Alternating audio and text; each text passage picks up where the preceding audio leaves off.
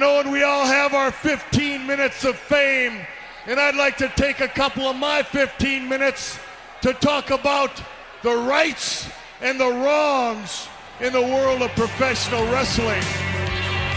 And it is for the WWE Championship. This match is for the ECW World Heavyweight Championship. For the World Heavyweight Championship. The match and new NWA Heavyweight Champion. We appreciate you guys coming out and taking your time to support women's wrestling in America. This match is for the AWA World Heavyweight Wrestling Championship. Hello, ladies and gentlemen. Welcome to another edition of the Rights and Wrongs Pro Wrestling Podcast. This is your host, Mr. Green. And following this, I guess, the first bout of holiday fare with Thanksgiving, we are coming back before we go into another bout of holiday fare, coming into Christmas and New Year's. Oh my, got a lot of things happening right now. First off, I hope that you all had a wonderful holiday for those who celebrated. And if you just got some time off to chill and do nothing and enjoy TV or football or wrestling or whatever that it is that you do, then I'm glad that you got a chance to do that. Getting into a little bit of some stuff before I roll on. The stuff being, if you happen to listen to the doubleheader episode that I put out, I want to be up front and say that was supposed to have actually gone out. When was that supposed to be? Like 2 or 3 days before Thanksgiving. Unfortunately, and if you've listened to this podcast at any point in time, you probably heard me say something. Oh man, my hard drive failed, and I just paused what I was doing and this, that, and the other. And then I had to move my assets of what I used to edit to another drive so that I wouldn't have that problem again. And I thought I had that thing completely licked, except that I forgot one valuable thing. I moved everything else except for the project itself off of the failed hard drive. And man, after I edited how long was that? That show's almost like 4 hours. I edited all of that, and just before I was about to do the final segment and do the upload, drive failed. I was like, all right, no problem. But I couldn't pull up the project that the drive was on. Everything else around it I had. Like I had all the raw material, but everything else saved, the project that it was all collected in, edited down in, all that stuff gone. Like, oh my goodness. And I just couldn't bring myself to sit down and redo it all over again. I was just so upset. So I had to take me a couple of days. So like, I'll get back to it when I get to it. So needless to say, I said that to say this. If you happen to listen to it and you hear, I don't know, something slip through, like me talking to myself or me saying open the slate or this, something weird. That might be in there. I don't know because I just was not willing to go through the same amount of meticulous editing that I did the first time. So it is my open apology if it happens to be there. I really honestly don't know. I can't remember. I'm sure I cussed some in there, but normally I try to put in a censor, but I just screw it. I'm not going to go through all that again. So, if you did, thank you for listening. If you heard something, I apologize. And we will try to make sure that those things do not happen again. So now, we are going to get ready to go into talking about WoW and the latest episode and all the tomfoolery and ridiculousness that has taken place within that. And did I have some stuff to say about that? I mean, you talk about some pointless storytelling here. I mean, absolutely pointless. But I am getting ahead of myself because normally I would go into my news, views, and updates. So why don't we take a second and go into that first, get that out of the way, and then we'll go off into the full review of WoW. So it is now time for news, views, and updates. And as it is, I find this thing to be particularly timely because we just went through, I wouldn't say a debate, but through a number of persons, both within and outside of the wrestling industry, some of them in-ring competitors. We just, talked about, unfortunately, WoW gets overlooked with coverage as it relates to women's wrestling and so on and so forth. So the reason I say it's timely is because what is up right now with Ring the Bell and Diva Dirt but the Women's Wrestling Fan Awards. 2024 Year-End Fan Awards. And I don't know if a single thing from WoW made it. And I am so sorry. I'm not trying to, laugh or anything like that, but I was like, how timely is this? That I just talked about reasons why. I mean, it was the whole basis behind the bonus episode. Now, why they choose not to do it, I don't know. But the only thing that I could really attribute it to is one of the reasons I said is that it just doesn't push enough numbers. Because honestly, if you got a website, you got a podcast, you got stuff like that, you're looking to get numbers, man. You're trying to get some people to view and watch, unless you just chill and don't care.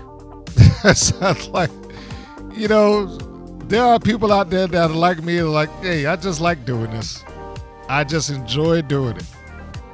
Because as I stated before, if you really want to get some numbers, you go for the controversial stuff. Start reviewing AEW. That'll get you something. If nothing else, if you got somebody that gave you just a little bit of dirt, people to tune in. But that being said, I just want to go down the line here of the categories and the nominees of each said category. And I'll tell you what, if there's something that you can think of that WoW should have been included within that, write it in the comments below. So if I said best return or surprise, and I don't think that's probably not a good example. Let's skip that because I ain't had no good returns or surprises. All right, so if I were going to say best tag team or stable, write down what you think would be qualified as a good tag team of WoW, if you can think of one. Some might not get that. But let's go up here. When is this supposed to be due? I don't know if they have when this is going to go up. Well, we'll find that out as we move along. So I am going to go through the entirety of this and give you what's the layout. Maybe you'll pop on there and you'll vote for it. I don't know. So let's start with their first category, Feud of the Year. The nominees: Timeless Toni Storm versus Mariah May, Liv Morgan versus Rhea Ripley, which is probably going to win, Bayley versus Io Sky and Damage Control, Jordynne Grace versus Ash by Elegance, Roxanne Perez versus Lyra Valkyria. God damn it, let's say it right. And Mercedes Moné versus Willie Nightingale. Best Gimmick: Chelsea Green, Timeless Toni Storm, Athena, Liv Morgan, Tatum Paxley, Ash by Elegance. Best Finisher: Soul Ruka, Soul Snatcher, Tatum Paxley, Psycho Trap, Bianca Belair, KOD, Nia Jax, The Annihilator, Athena, O-Face, Jordynne Grace, Juggernaut Driver. Best Promo: now I'm just going to stop there for a second to say there's nothing that happened in WoW that's going to get into that category regardless of what you might think of it. There are no promos that happen in WoW that go on to that length. Anyhow, moving on. Best promo, Bayley and Damage Control. Damage Control turns on Bayley February 2nd SmackDown. Mercedes Moné, Britt Baker, all-in contract signing August 22nd Dynamite. Liv Morgan, Rhea Ripley, Dominic Mysterio. Dominic breaks Liv's heart. July 22nd Raw. Tony Storm to Thunder Rosa. I make love to my demons every bloody night. April 20th Collision. Mariah May vignette, Now It's Time to Burn. August 14th Dynamite. Next category, Best Return / Surprise. Jordan Grace in the 2024 Royal Rumble. Naomi returning to the WWE in the 2024 Royal Rumble. Mercedes Moné AEW debut. Julia, Stephanie McCool, and Zarya debuts in NXT. I guess they count that all collectively.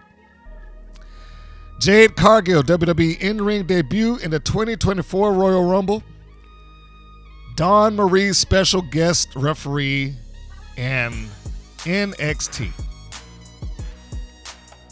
Next category, Best Tag Team / Stable. Bianca Belair and Jade Cargill. Damage Control.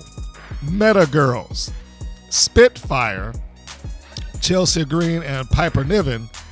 And the Unholy Union. Best Ring Gear. Naomi, Jade Cargill, Bianca Belair, Olympic gymnasts.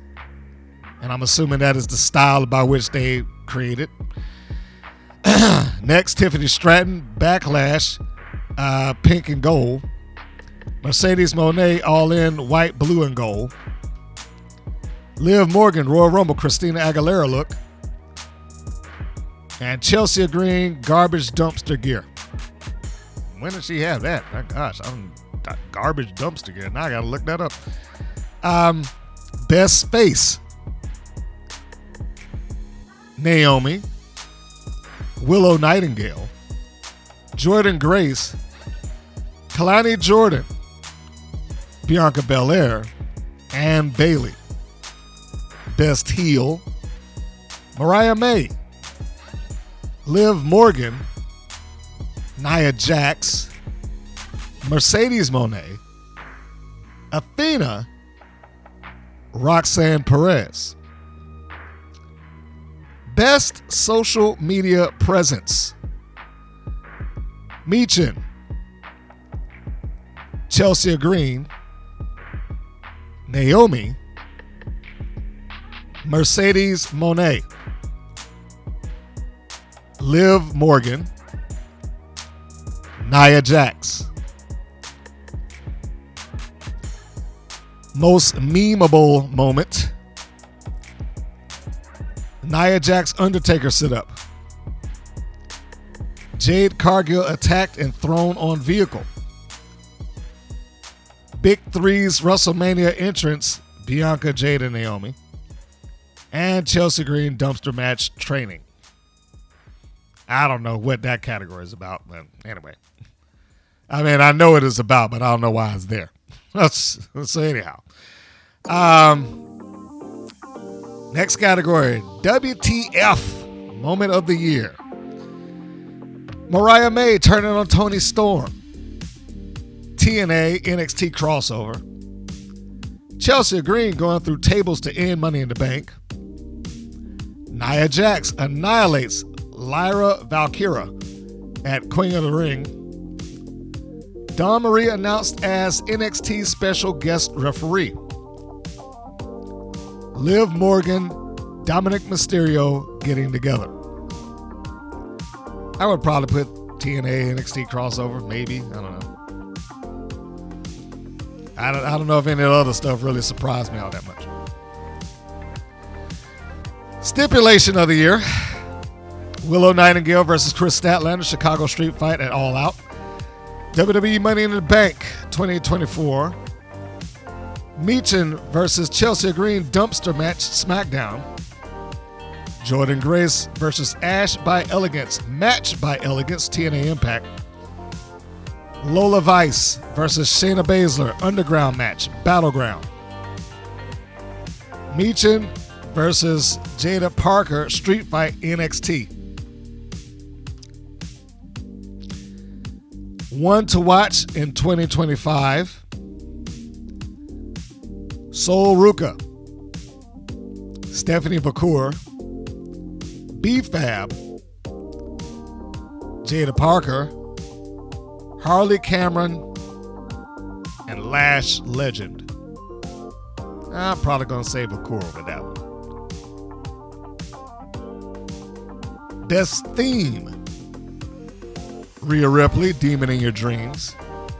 Io Sky, Tokyo Shock. Julia, Time of Arrival. Bianca Belair, Watch Me Shine. Lola Vice, T-Lo Rump. Nia Jax, Not Like Most Girls. And Naomi Glow. I'm really surprised that made the list. Breakout star of 2024, Kalani Jordan. Mariah May, Lash Legend, Tatum Paxley, Queen Aminata, Anna Jay. Best Valet / Non-Wrestler, Samantha Irvin, Renee Paquette, Ava, Scarlett, B-Fab, and Maxine Dupree. Match of the year. What would these be? This should be interesting. Io Sky versus Bayley, WWE Women's Championship, WrestleMania 40. Bianca Belair, Jade Cargill versus the Meta Girls versus Chelsea Green and Piper Niven versus Damage Control, WWE Women's Tag Team Titles, Crown Jewel. Jordan Grace versus Masha Slamovich, TNA Knockouts World Title, Bound for Glory. Toni Storm versus Mariah May, AEW Women's World Title, All In. Jordan Grace versus Roxanne Perez, NXT Women's Title, Battleground. Mercedes Moné versus Chris Statlander, Full Gear.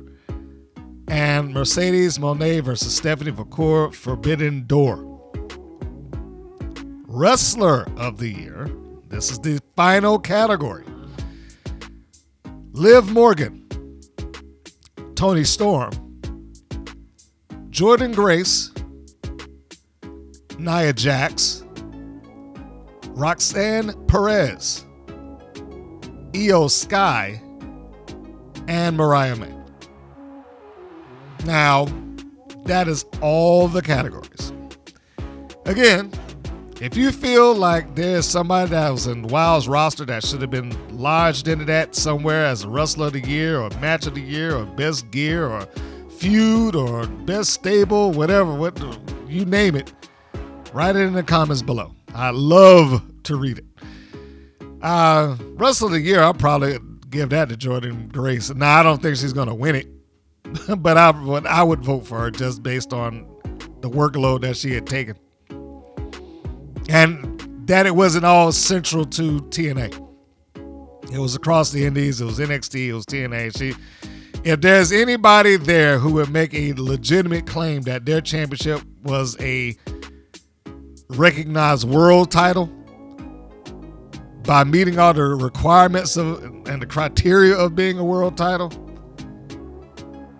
competition to elite competitors around the world in the United States, the championship is defended in multiple locations, recognized by multiple organizations and media outlets, I'm going with Jordan Grace on that.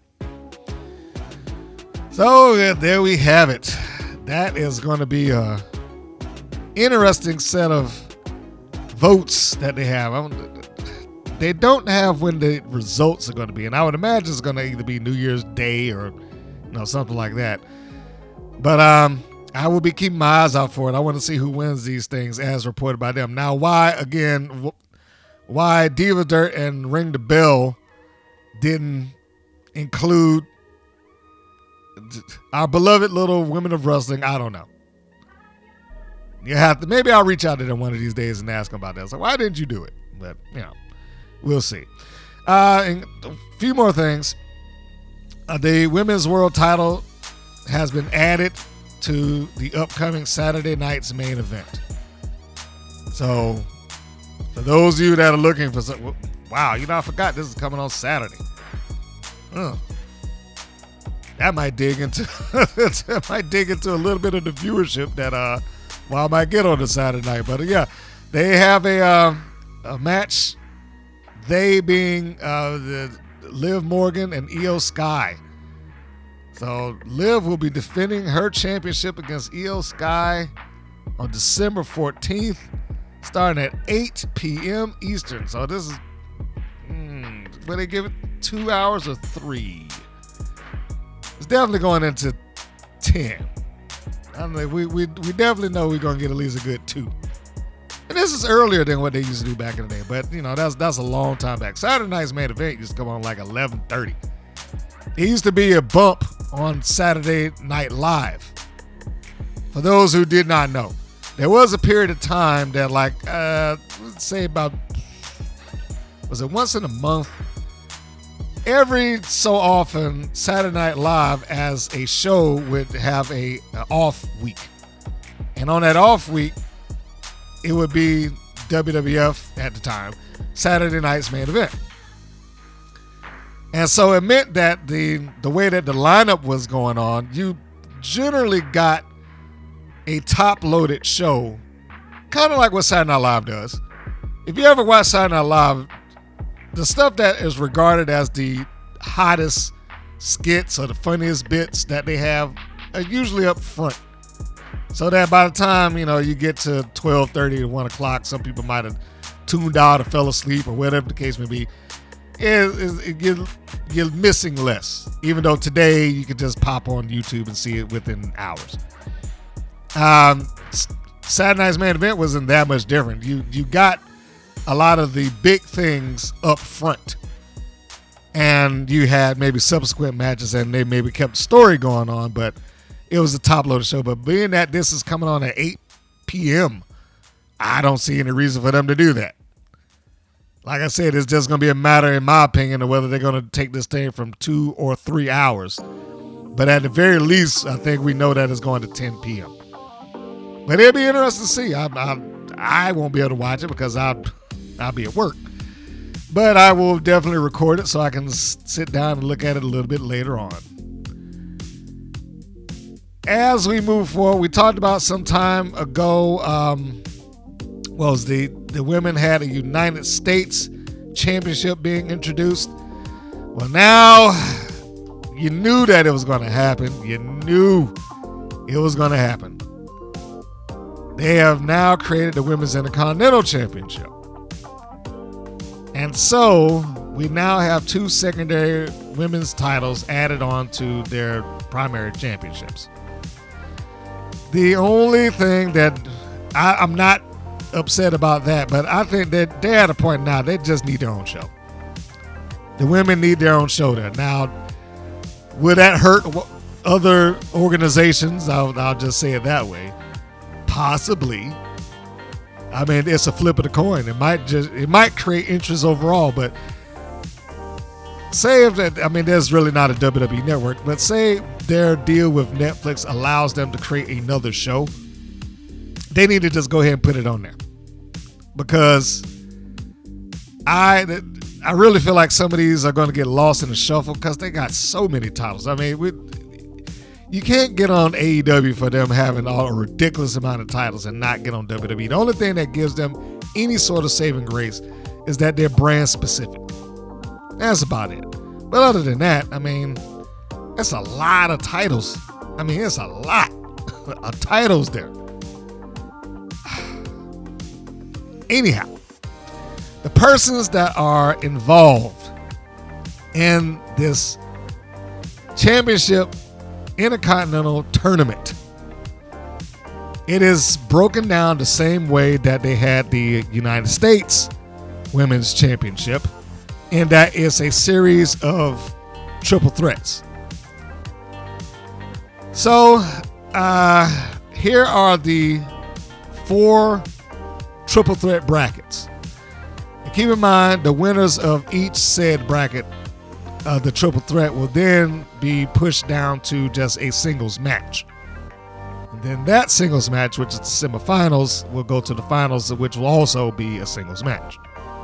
So the triple threat thing only exists in round 1 in the same way that it did with the Women's United States Championship.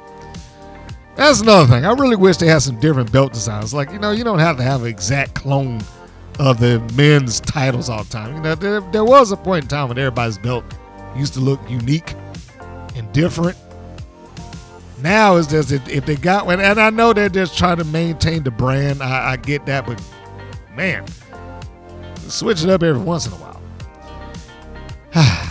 All right. Bracket 1. Dakota Kai, Shayna Baszler, Katana Chance. Bracket 2. Zoe Stark, Rachel Rodriguez, and Kaden Carter. Bracket 3. Lyra Valkyria, Zelina Vega, Ivy Nile. And the final bracket. Alba Fire, Kairi Sane, Natalya. But I guess they just threw her in there just to occupy a spot. I find it difficult to believe that she is going to win that. I mean, I'd be happy for her if she does it. I really would. I'd be happy for her if she does it. That would be a nice thank you to her. But oftentimes when I see Natalya on these shows, it just seems like she's just being used just to fill a vacancy. Well, that seems to be the bulk of all the things that we got going on outside of the WoW universe at this particular moment. I like to get these in, like to try to stay updated with what's going on and everything. And I also wanted to say, it seems as if, I mentioned Jordan Grace earlier. I wonder if she's out the door. I wonder if she's getting ready or preparing for her transition to go elsewhere. Because the fact that she put Steels over clean, she put Steels over for Tasha to get a shot against Slamovich. I'm a little bit surprised. Not a lot, just a little bit surprised. It's not like Steels is bad. It's just that they put all the chips on Jordan Grace for a while. But, you can only be the unstoppable juggernaut for so long. It may be becoming her time to move on to something new. So, on that note, I believe this is our time to get ready to transition over to our full review. So, as we get ready to take this break, be sure to stay tuned, get through that, and we will come back on the other side, and we will begin with our full review of the most recent episode of WoW, and we will cover that after the break.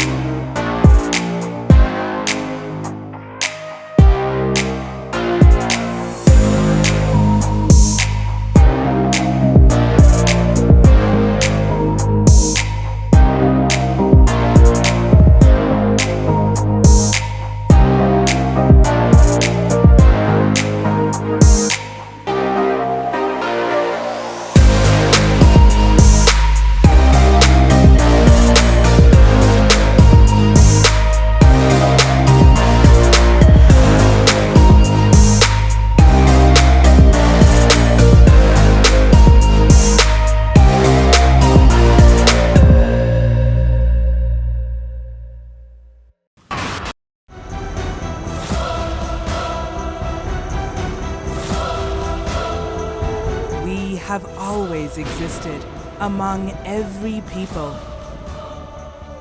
Fierce fighters, powerful, beautiful, unstoppable. We are here.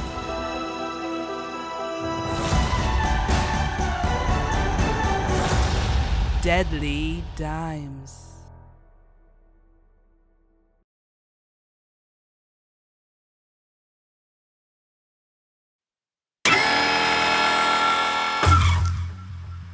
And we are back. So now, ladies and gentlemen, we can go off into the full review of the next episode. And that episode is going to be, wow, episode 312, season 3, episode 12, title, Shockwaves, chronological number 116, air date, November 30th. And the show starts with the recap of the Beast. This is the how and the why she gave up the Wild Championship. And I'm going to take a little pause right there. I mean, you know, the production value has never been in question for me as far as Wild is concerned. For the most part, the editors do a good job. And like I said, I have caught some flubs and errors on that. Hopefully that changes, and hopefully they'll start getting people who actually watch the show so that they can at least question, hey, should I be putting these people on TV that got belts on that I didn't see them win, or, you know, something like that. So yeah, I mean, this looked fine. I personally question the narrative of the Beast, but that's just me. But, you know, it feels very much like a retread of what happened with her when she broke her ankle. I don't know if I'm going to be able to do this. I'm going to give up the belt. The only difference being is that there's no Jungle Girl that came out of nowhere to talk her out of doing it.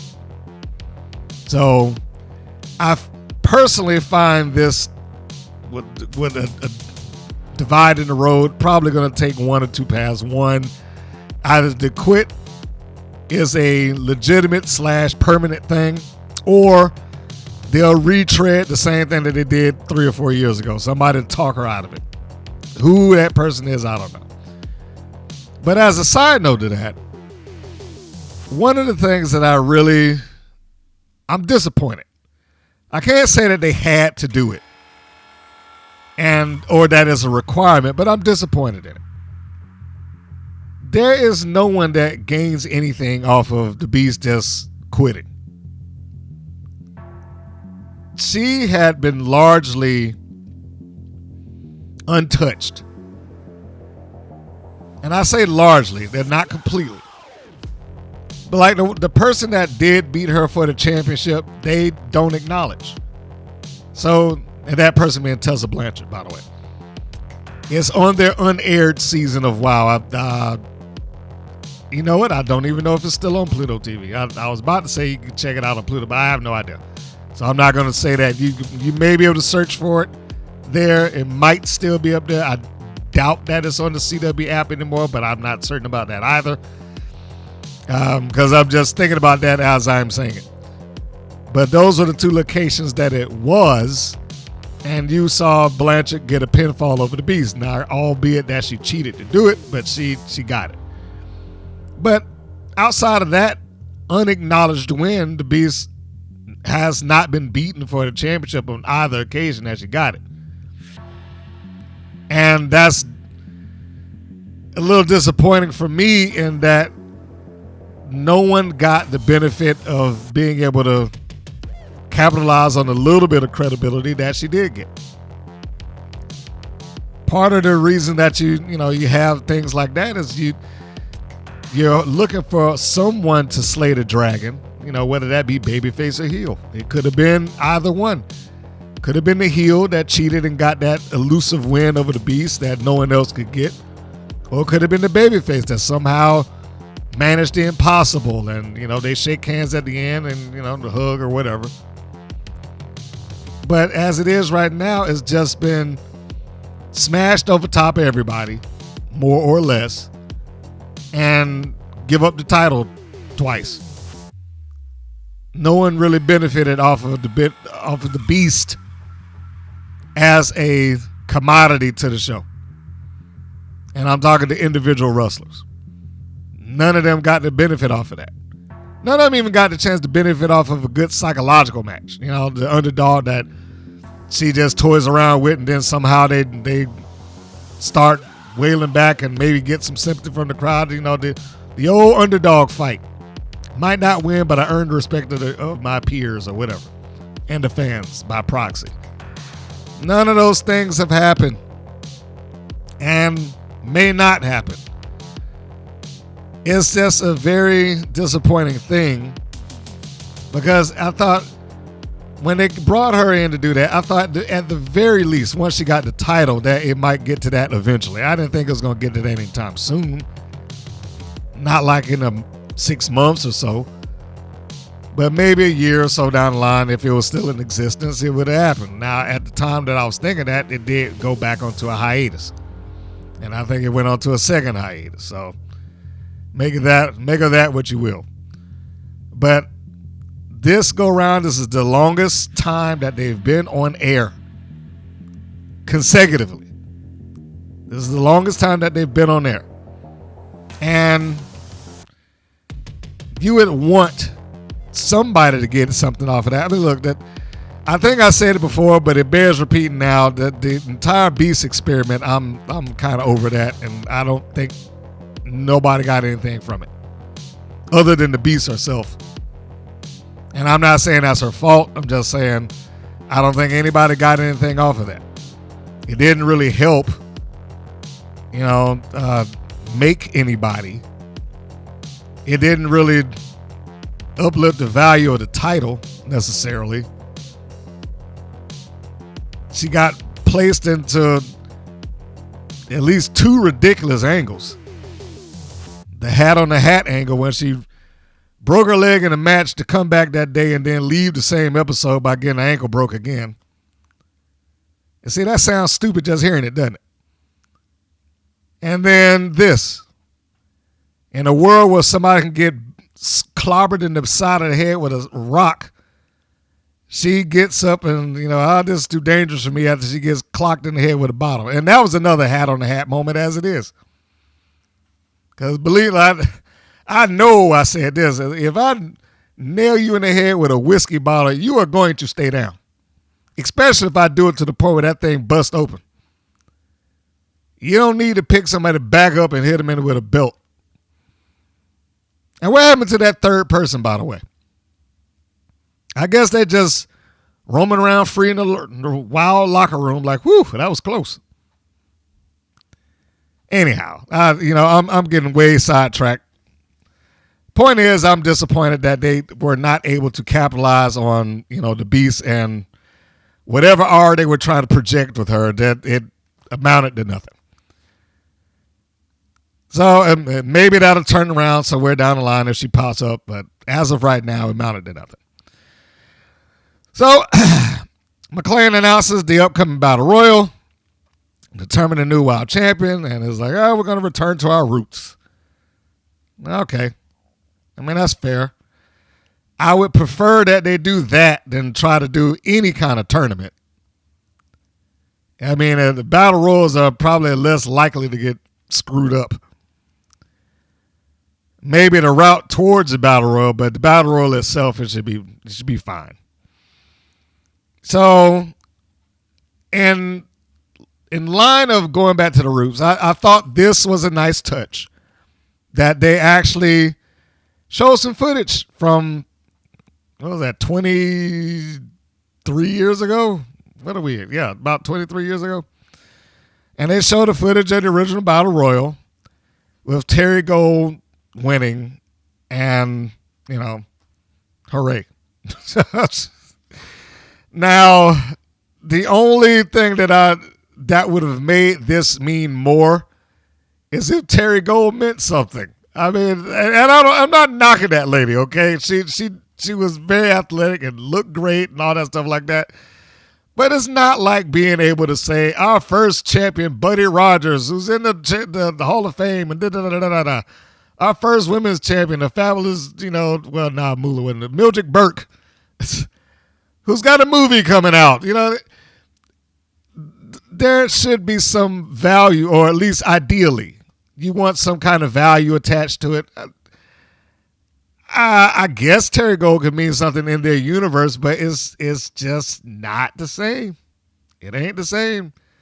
Look at who the first TNA Women's Champion, Gail Kim, the first AEW champion, Chris Jericho. I mean, whether you like these people or not, the acknowledgement of, okay, there's name value there.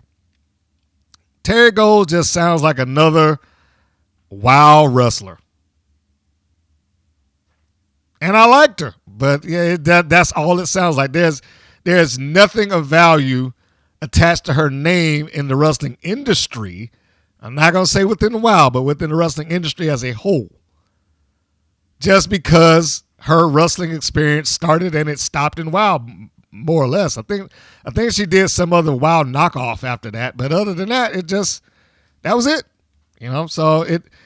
Whereas I like the change. I like that they gave some kind of acknowledgement to that this title goes back X amount of years, and this is how it first got won.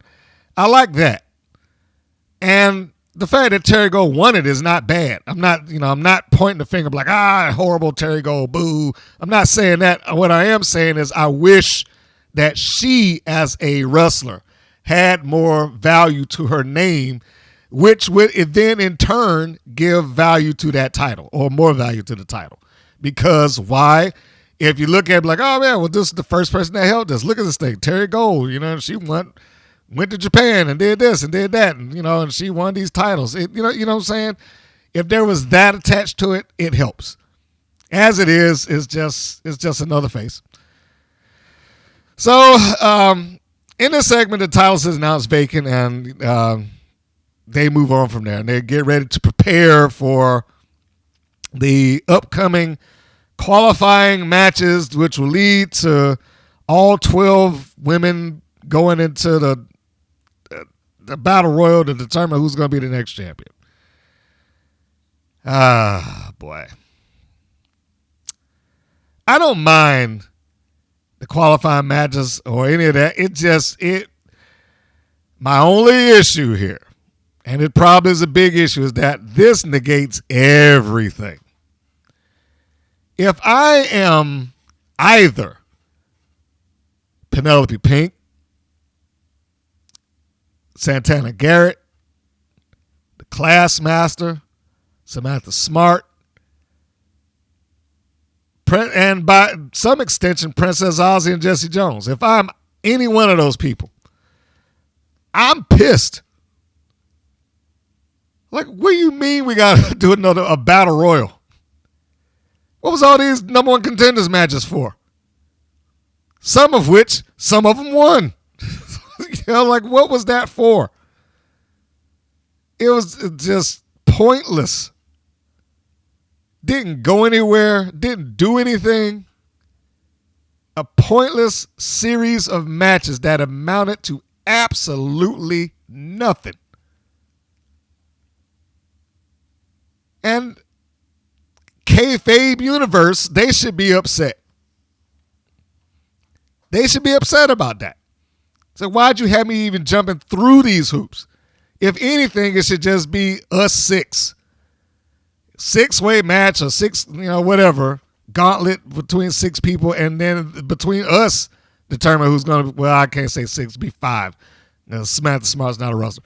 But anyway, point being, why is everybody else suddenly getting a shot over the things that they just wrestled for about a month and a week or so? I mean, and then the next match is almost like a smack in the face over that. You got somebody who, 2 matches in, they get in the qualified match. One of them got a qualified match on their first day. And the other one's like, well, we fought for these things, and I wrestled this person 2 or 3 times for nothing. I mean, let's take Penelope Pink, for instance. Regardless of whether she won or lost at the end. Oh, yeah, Santana Garrett. That's who the 6th person is. Did I say her? I don't know. But regardless of whether she won or lost, ultimately, she wrestled in 4 different number one contenders matches. You realize that 4 different number 1 contenders matches. Against Ozzy, she won that. Jones won the first one, lost the second, and then won against Garrett. If anything, I'm like, why am I even trying to qualify for something? You should just put me in this thing. And she should. The people that won number 1 contenders matches should just get a bye and walk into the Battle Royal. There's no reason to have them wrestle a number 1 contenders match that went nowhere to wrestle another number 1 qualified match to get to the Battle Royal to win the championship. Or something like that. But yeah, I would be so upset. It's so ridiculous. Speaking of ridiculous, Miranda Mirage and Xena Phoenix. Miranda Mirage makes her, magnificent Miranda Mirage, because you got to go with the alliteration. She makes her debut. The magician's assistant,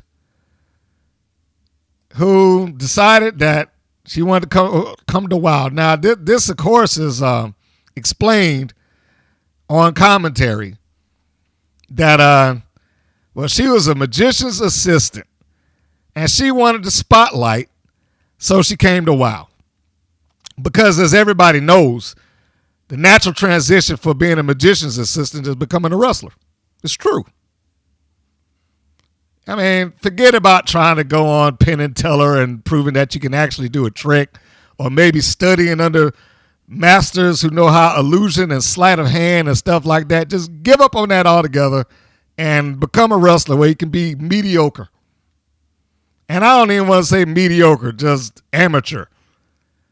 She comes out and she got the silly string, the same gimmick that Ice Cold did, but you can't see it as good because it's dark purple against a black background.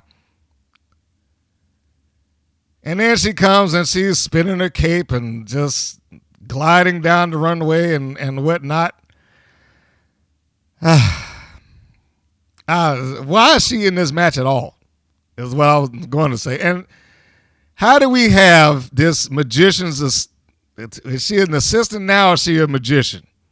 I'm going to say she got to be an assistant, because if she quit being an assistant, there's no way that she went to be a magician if she's there, right? So we'll say the magician dropout, Miranda Mirage, came to WoW because the people in the audience don't know any better what the good tricks are, I guess. I don't know. So she comes in and she gets a microphone and she cuts a promo, which I'm assuming is supposed to have been heel-based, does not come off that way. The content of it was. But she looks so nice and pleasant and smiling and all whatnot. It's hard to feel that she is heelish here. It sounds completely scripted as it is, and there's no fire behind this. There's no aura of being condescending. There's no feel for I'm better than you or nothing to antagonize the crowd. I mean, it's just, I'm Miranda Mirage and I'm here to WoW, and it's a standard WoW promo is what it is. And I don't mean by the ones who actually know how to cut a promo.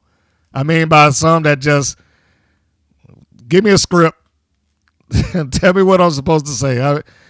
And now I cannot prove, by the way. I'm not going to say that that's exactly what happened, but it would not surprise me if it did. But yeah, there was no fire there. The content of the promo was as such that it could be taken as heel, but body language, facial expression, delivery, those things didn't relate that. At least not in my opinion. That it just, I don't know. So she does her promo, and with her pleasantries aside, then we get Xena Phoenix. Phoenix I like. Xena at least looks the part of a wrestler. I wish I knew more about her. We haven't heard anything from her. All I really know is that she's an Albanian grappler. And that's because McLean repeated over and over, the grappler did this and the grappler did that. If you just tuned in and you heard him doing that, you might just think her name was the grappler, not Xena Phoenix. But she, again, like I said, she looks the part. She behaves as such.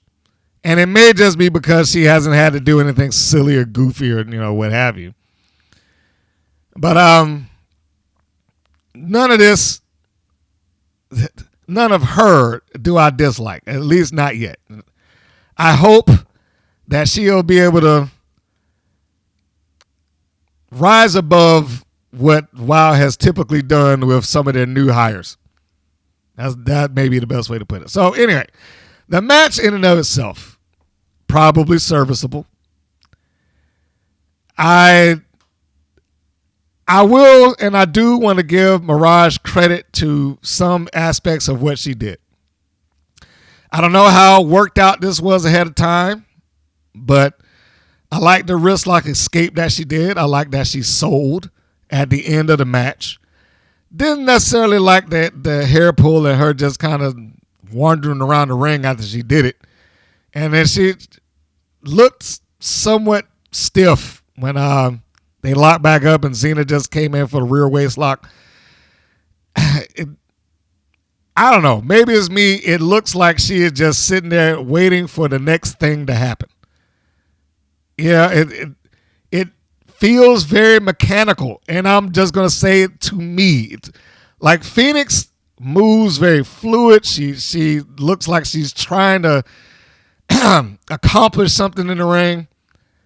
Mirage, albeit that the technical aspect of it was fine, there's times in that match, at least by my eyes, where she looks like she's just going through the motions. Probably isn't the right way to phrase it.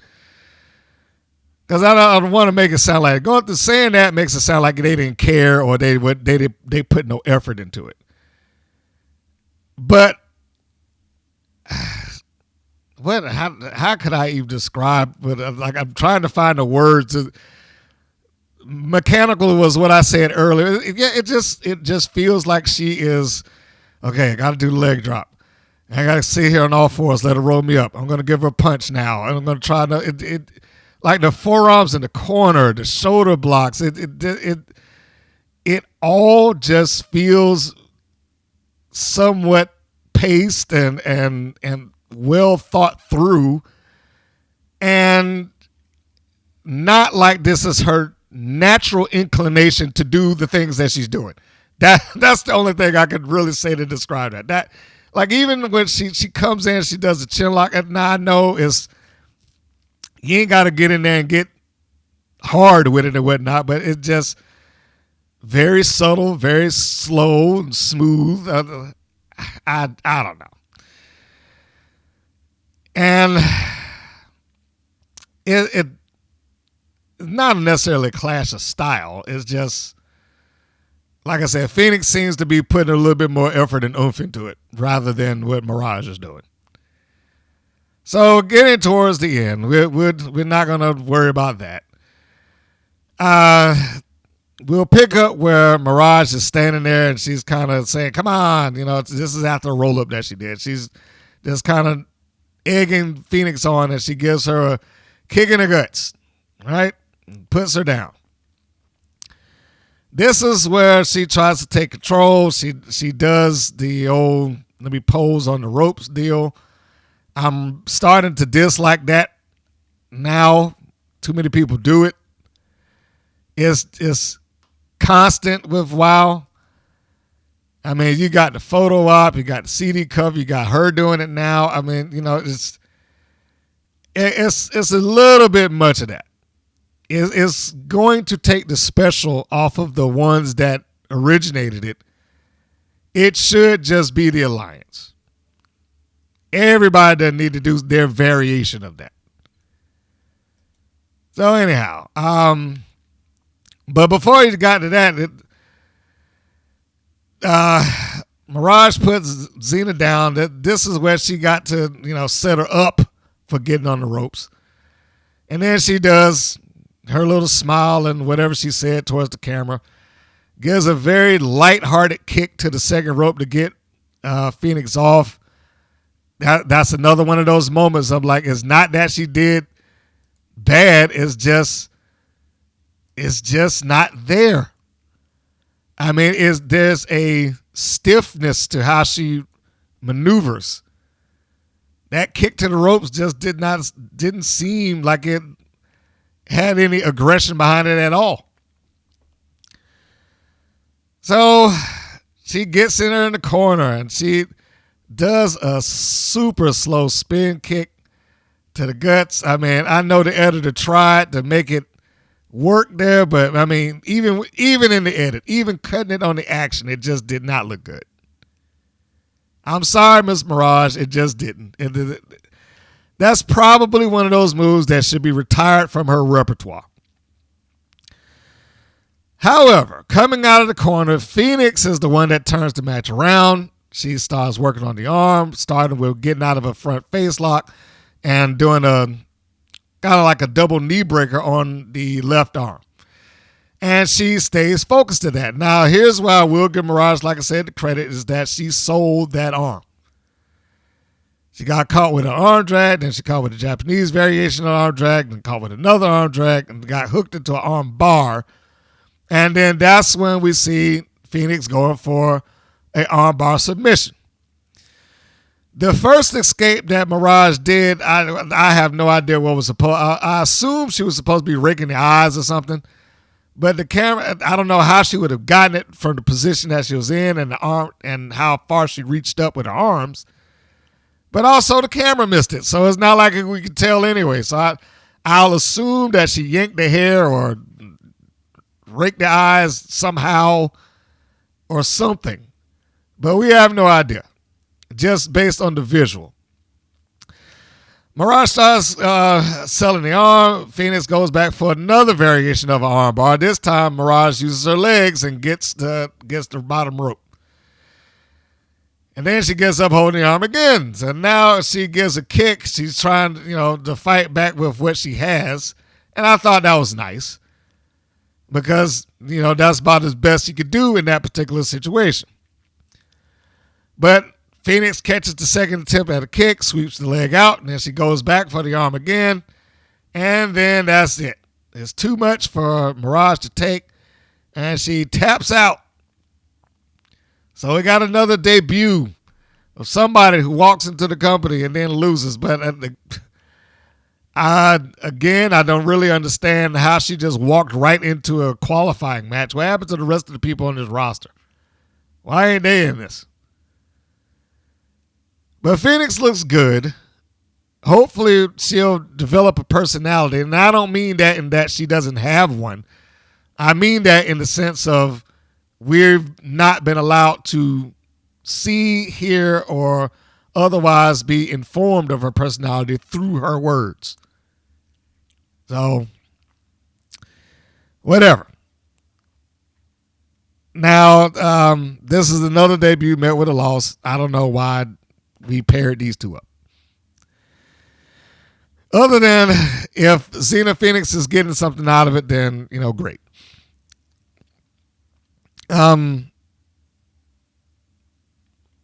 Top tier.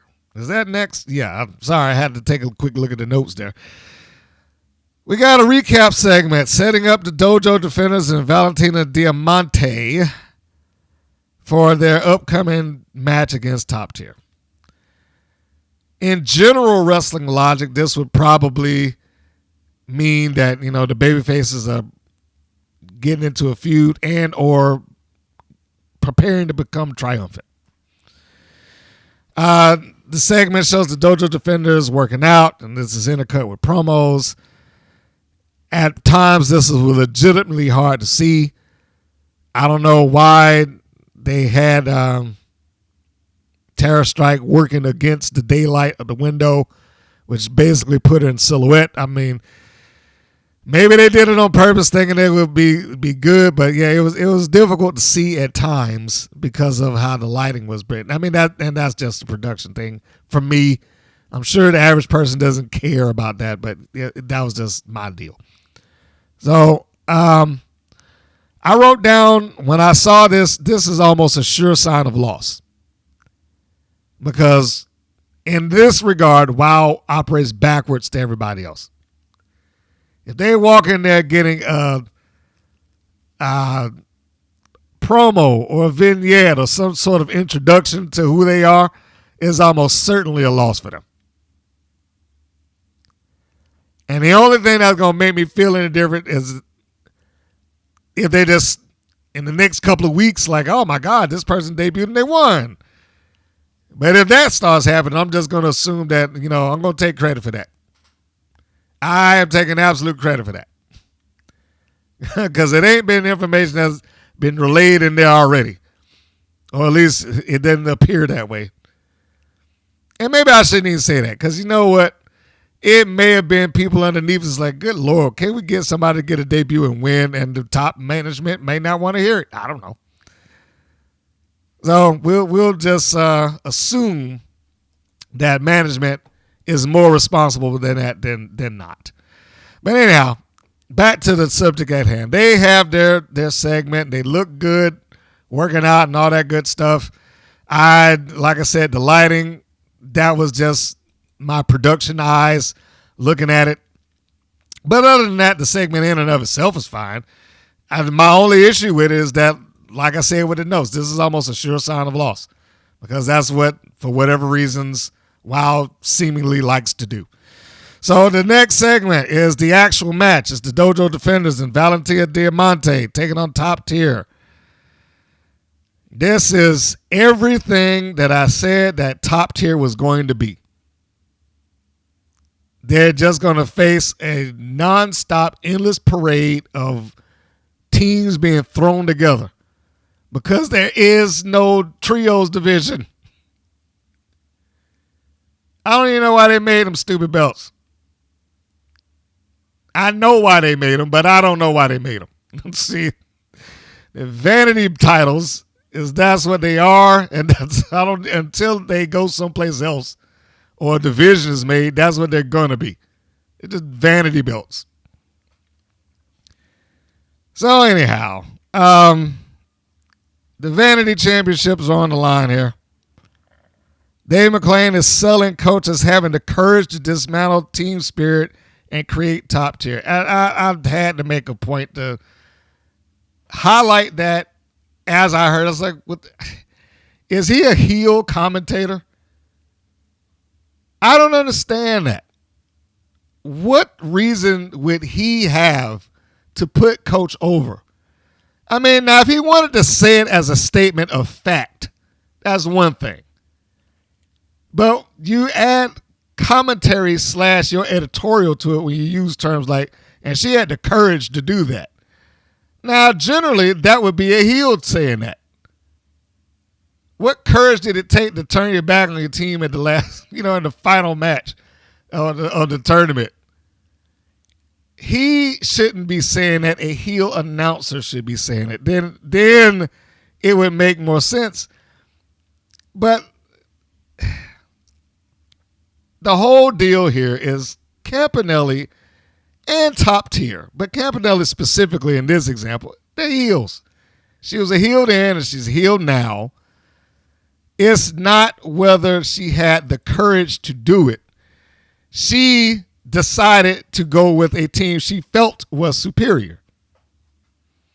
But it needs to be phrased as such rather than him making her sound like she's the babyface. And the start of the match didn't help, and neither did the finish. Some of these things are psychological. I mean, granted, I'm not going to say that I'm some sort of psychology genius. I'm not one, and I don't play one on TV. But I mentioned Miss Newhire. That's what we called her on the show last week. Miss Newhire has now gotten to starting to watch WoW because, of course, she's there in the room with us in Master Control, and she's watching like everybody else. I've basically gotten the entire room to start watching that now. I'm sure they'll blame me for it eventually, but yeah, I've gotten the entire room to start watching that now. But it exists in varying degrees of interest. It exists in varying degrees of what they understand. It exists in varying degrees of how they absorb that information. Miss Newhire, who has no wrestling experience whatsoever, has at least twice looked at WoW and completely confused who was babyface and who was heel based on the actions that took place in the ring and the things that were being said around those actions. The phrase, and this is why I brought that up to begin with, the phrase that she had the courage to dismantle Team Spirit and create Top Tier only made her think that, oh, well, that was a brilliant thing. You know, like, wow, that was smart. It puts her over. And then to try this, like, well, no, she's the bad guy here.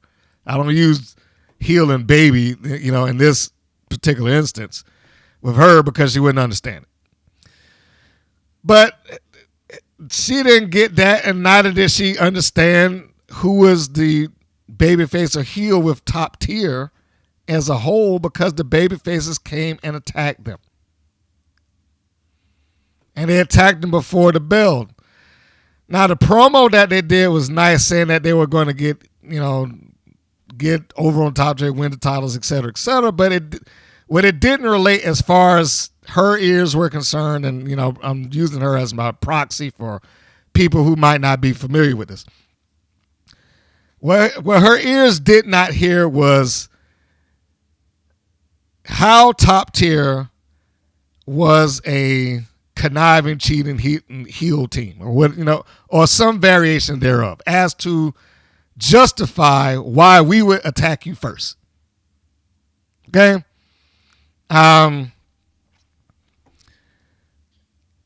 It probably would have worked a little better if they had incorporated, or David had phrased it a little different, or if they started a little different. Top Tier doing that, it would have reinforced it, opposed to, you know, a minor clip of previous action. Now, clips always help. Video packages always help. If the Dojo Defenders promo had led into a video package, that might have helped. But as it is, you know, it was Dojo Defenders and Diamanté. She was looking like she was trying to be angry, and that by she I mean Diamanté. Other than that, they stand there. They're like, all right, let's go get them. After Top Tier gets into the ring, they just turn them around and then start attacking. And that's why it's like, you know, if you did not know anything about them, you would probably just get the idea that, oh man, those nice wrestlers in the black got attacked by these hooligans. So they do that. The Defenders get Glitter and Crush out of the ring. Diamanté is now in the ring with Campanelli. Campanelli, I will say, has come along. Probably better than most fully just straight up trained WoW girls. Because even though Diamanté has a good look, she does not, in my opinion, have the full-on instinct for it. That's probably the best I could say it. This match is unimportant, and I'm not going to sit here and go through the blow-by-blow of it, because I don't even know what the point of this thing was, other than let's just get Diamanté back into the ring. I mean, there's no angle that seems to be able to come out of this. There really was no angle going into it. It was just they attacked Diamanté in the previous episode. The Defender decided, all right, well, then we'll just get get together and get a match. I mean, it was like an excuse for a trios match. And that's pretty much it. I mean, Top Tier is not doing a thing. It's just, as stated earlier, a team that is going through a string of nonstop random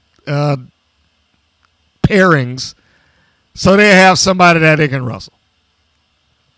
When they could have, and I will stand by this, when they could have just had them win the goddamn tag team titles and been a Freebird-esque team or something. Put some more mileage on the tag team titles instead of these vanity belts that don't mean a goddamn thing. I get frustrated with that. All right, so anyhow, point of note, when Glitter gets into the ring and she's being jerked around by not Tara Strike, but Kara Kai and her own full Nelson thing, she's like, hey, let me go, or whatever Glitter's saying.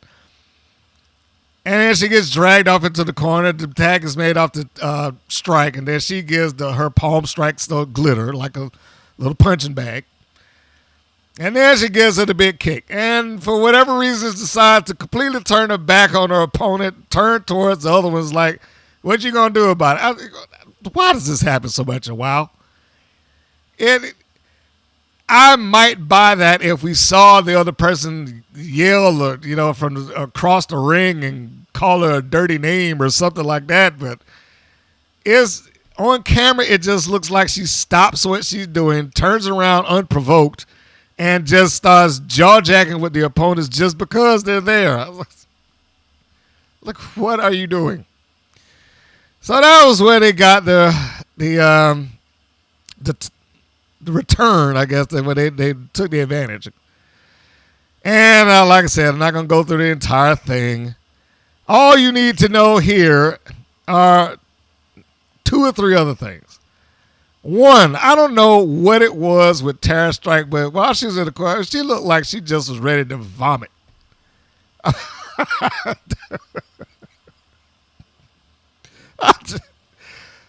mean, they got the camera right up on her faces. It was hard for me not to notice it, but she's sitting there in the corner, and I guess this happened after the elevated splash series that Top Tier did, and I didn't particularly care for those. They didn't really get a lot of elevation on it.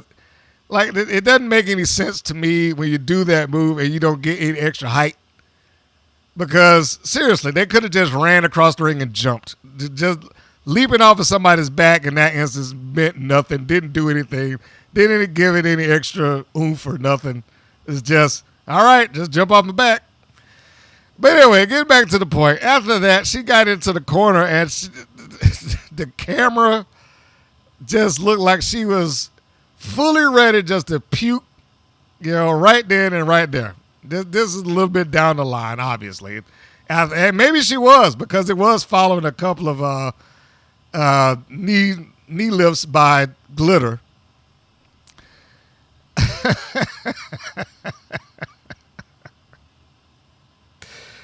I don't know why that tickled me so much when I saw it. And even when I looked back at it, it's just the look on her face is like, man, somebody bring this girl a bucket. She's about to blow. Oh. Anyhow.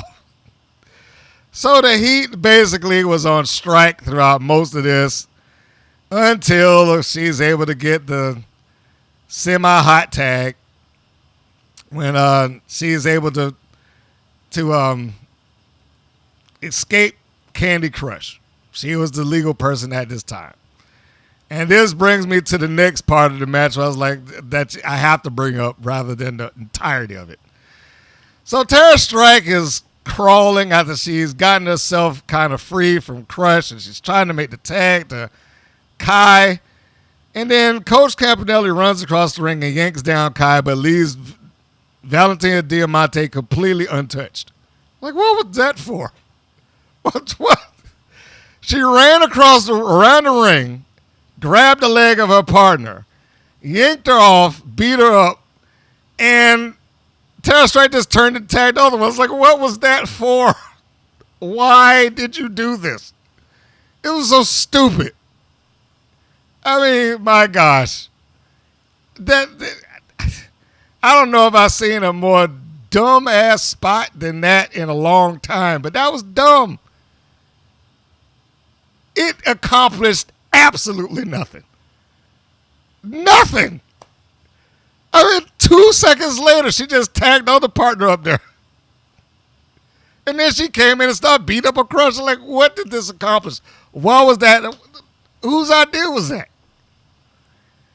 I mean, maybe if she did it and she attacked them both, that might have meant something. But she literally got over there, yanked her partner down, and then walked away right back to the other corner after Tara Strike makes the tag. I was like, it did not do a thing. Oh, boy. So Valentina Diamanté got in there because, like I said, she wasn't cut off. And she gets a high cross body on Campanella. She's able to get a pin off of it, but not a complete one because Glitter charges in with a great dive and breaks it up. Then the Defenders come in, and now everybody's in the ring. Referee's just standing around waving his arms. The top tier turn it around on both members of the Defenders. So Strike and Kai both go and hit the dirt as they get tossed out like garbage out of the ring, leaving Diamante in there by herself with Crush, who hoists her up immediately and chucks her down with whatever she calls the thing. I can't remember. Heavy bag or something like that. And 1, 2, 3 is over with. And they not only did they get jumped in the beginning, but they beat them clean. I mean, what, did they cheat at all? I mean, I guess Campanelli going over there would have been considered that, but I was like, they pretty much beat them clean here. The Dojo Defenders could not handle top tier, and neither could Diamante.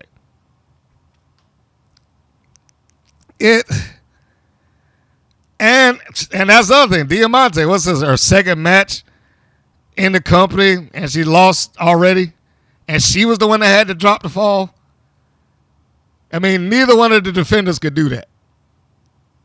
So they weren't trying to protect her in the least.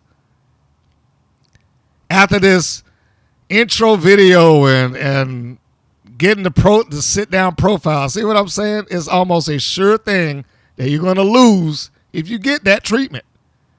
So then it comes down to, what is it for? Is the idea here that we can make stars, but we'll make a star after we level them off, and then when we decide, we'll pick it up a year from now?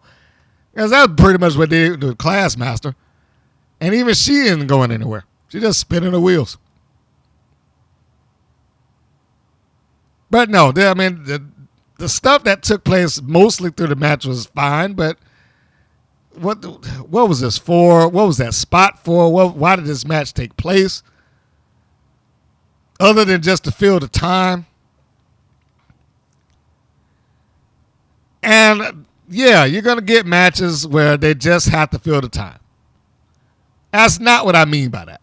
What I mean here is top tier as a group/faction. What are they doing? They have no purpose or direction. They're just floating about. Which is why I insist that they did not need a trios belt.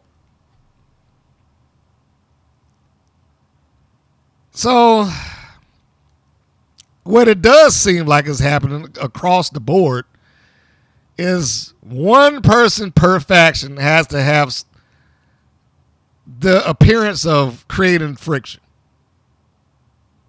And this doesn't seem any different. I was like, man, come on. Why?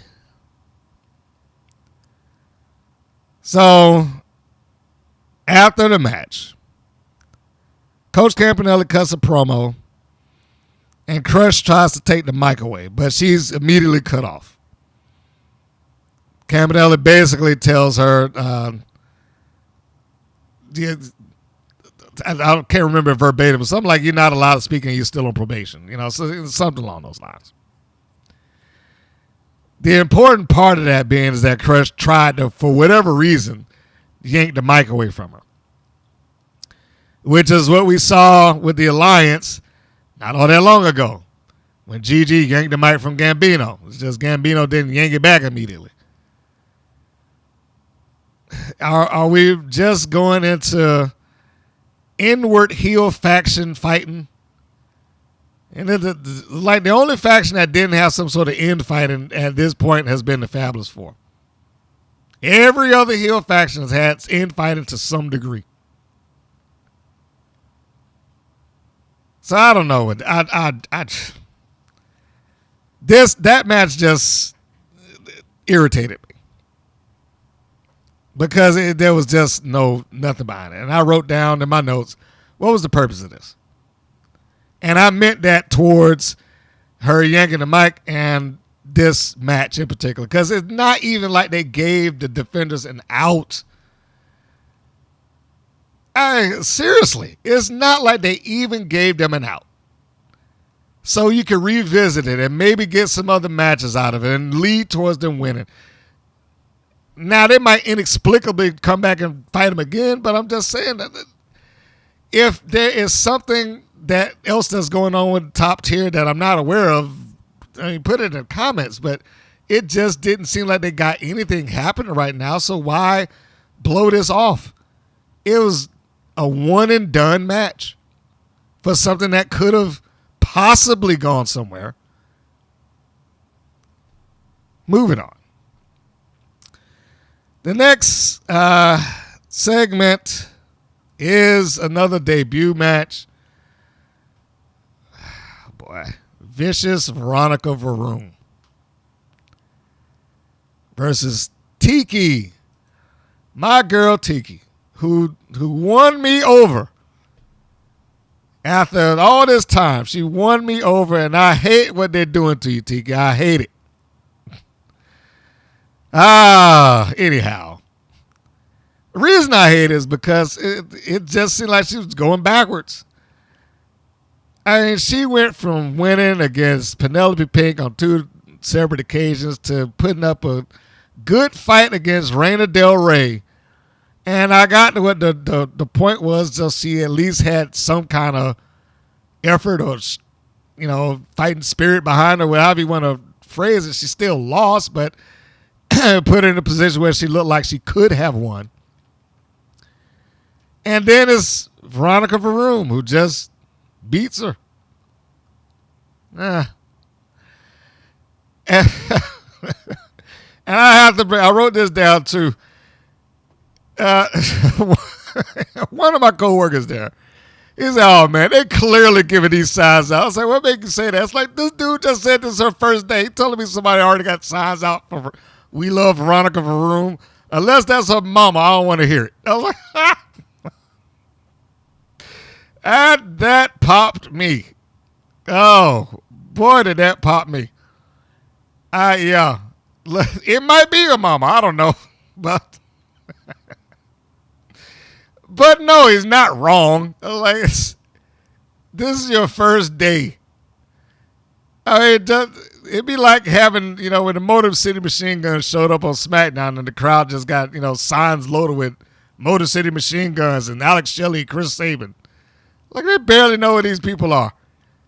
They might get some signs later on, but, come on. Anyhow, back to the subject at hand. Little Tiki Charmorro and Veronica VaRoom. Sorry, Vicious Veronica VaRoom. Veronica is, if I'm not mistaken, does she work somewhere? No, I'm wrong. I know what it was. They brought her comedy background. I was like, why? This person that you try to sell me for being vicious, and you gonna tell me that she works at the Comedy Factory? That's what it was. I had to make sure to write that down, and I did. Like, what are you talking about?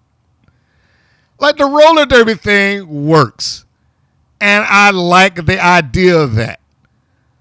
She is on the roller derby track, and because roller derby by its nature is very physical, and it could have played into everything. Like she had decided it wasn't violent enough, so she wanted to get into wrestling. That type of thing. But the comedy, I was like, so yeah, let's soften the blow of vicious Veronica VaRoom by letting everybody know that she's a stand-up comic. Ugh. And I don't want to hear that Nick Nemeth is a stand-up comic too. Yes, he is. But he never tried to portray the idea of him being some sort of badass. An elite wrestler, yes. And largely with somebody with a sense of humor. But no, he's never portrayed himself as being some sort of violent wrestler or a badass on the camera. Miss Veronica VaRoom here, however, vicious Veronica VaRoom, she looks like, and like I said, I like the concept of the roller derby thing and whatnot, but she does look like somebody that was designed by a 10-year-old.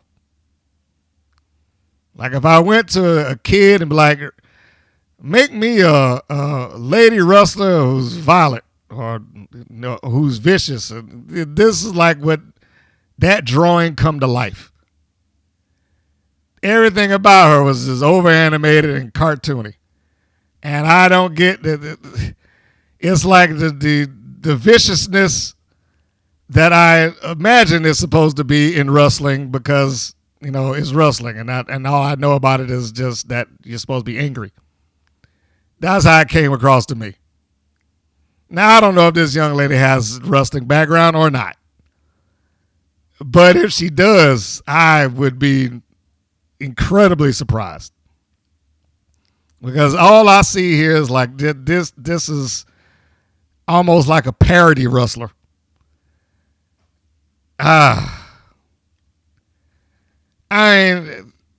Let's go to the positives here because I don't want to just be rude or mean or whatever. She has a good look. Clearly not afraid to get on the microphone and, say some stuff. If you eliminate the comedy thing, the background of Veronica VaRoom works. All of those things I think are positives for her. But she does come across, here's the cons, she does come across as an overactor.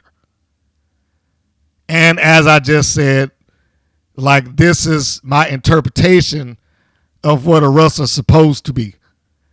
So I'm going to be Veronica VaRoom and try to walk around and present myself as battered into bad or whatever the case may be. It just didn't come off natural, but it didn't come off natural in the reverse of what Miranda Mirage was.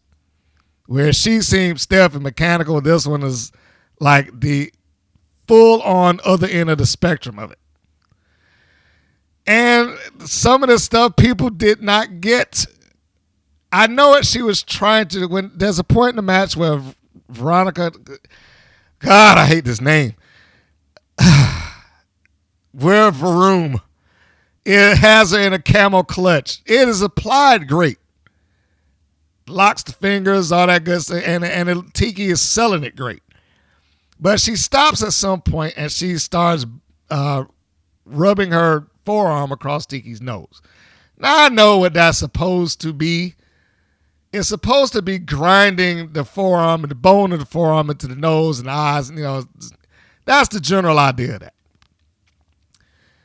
But what it came across like on camera is just like she was wiping her nose for her. It didn't look vicious.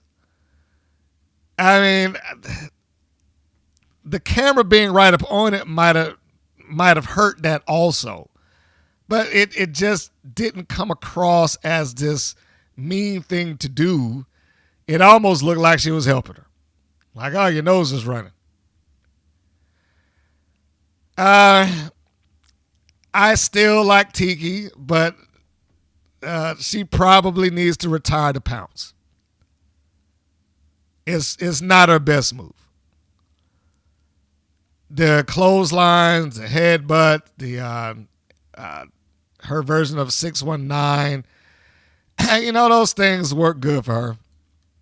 But the pounce deal is it just didn't look right.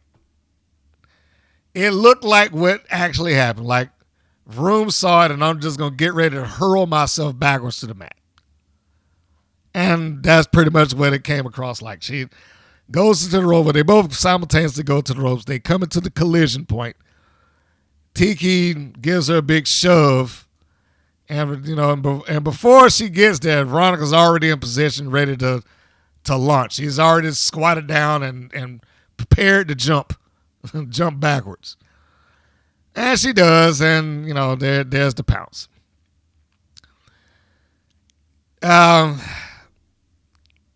It was somewhat of a weak win, to me at least, for this vicious persona. At least she cheated. That's the only thing I can say. At least she cheated. It was a weird eye rake because it was more like a forehead rake than anything. She might be something that she wanted to practice also. She just like rubbed her hands across the head of Tiki downwards and then rolled her up into a schoolgirl and pulled the tights and won. And then she started doing the whole overacting. It's over. I won. Just give me a mic. That's why I say like this is in overacting mode. And it's like this is what I think that a wrestler's supposed to do. A roll up and the tights, and that's an it's over moment. Like if I was going to try to get her to sell and do and react to something like that, finish this with an impactful move.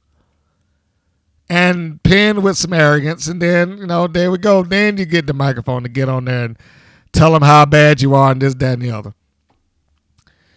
But as she gets on the mic, because like I said, she asked for the mic, and she tells them, New York's finest and all that nonsense. And she's putting the locker room on notice.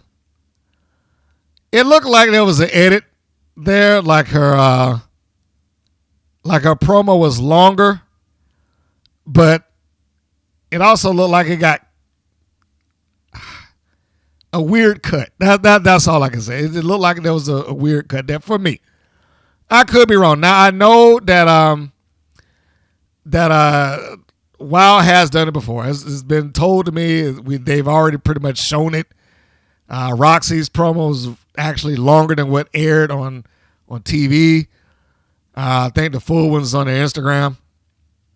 So they've let you know that these promos are edited just by doing that if you've been on their Instagram. And this just felt like another one. Now, I could be wrong, but it felt like another one. Ms. VaRoom's promo also is, this delivered good, pointless, out of place promo. What was this about? That seems like that's the theme of what I'm going with this podcast. What was this about? But what was this about? Seriously. Her first line is, it looks like she's going to need some stitches. What did Veronica do that would say that Tiki would need stitches? It's like she gave no thought to the words that were coming out of her mouth. So either, like I said, she gave no thought to it, or she just memorized the promo regardless of what took place in the ring. And that's what this came off like to me. It's like the promo is for a badass. The promo is for somebody who just beat up their opponent, not somebody who just won.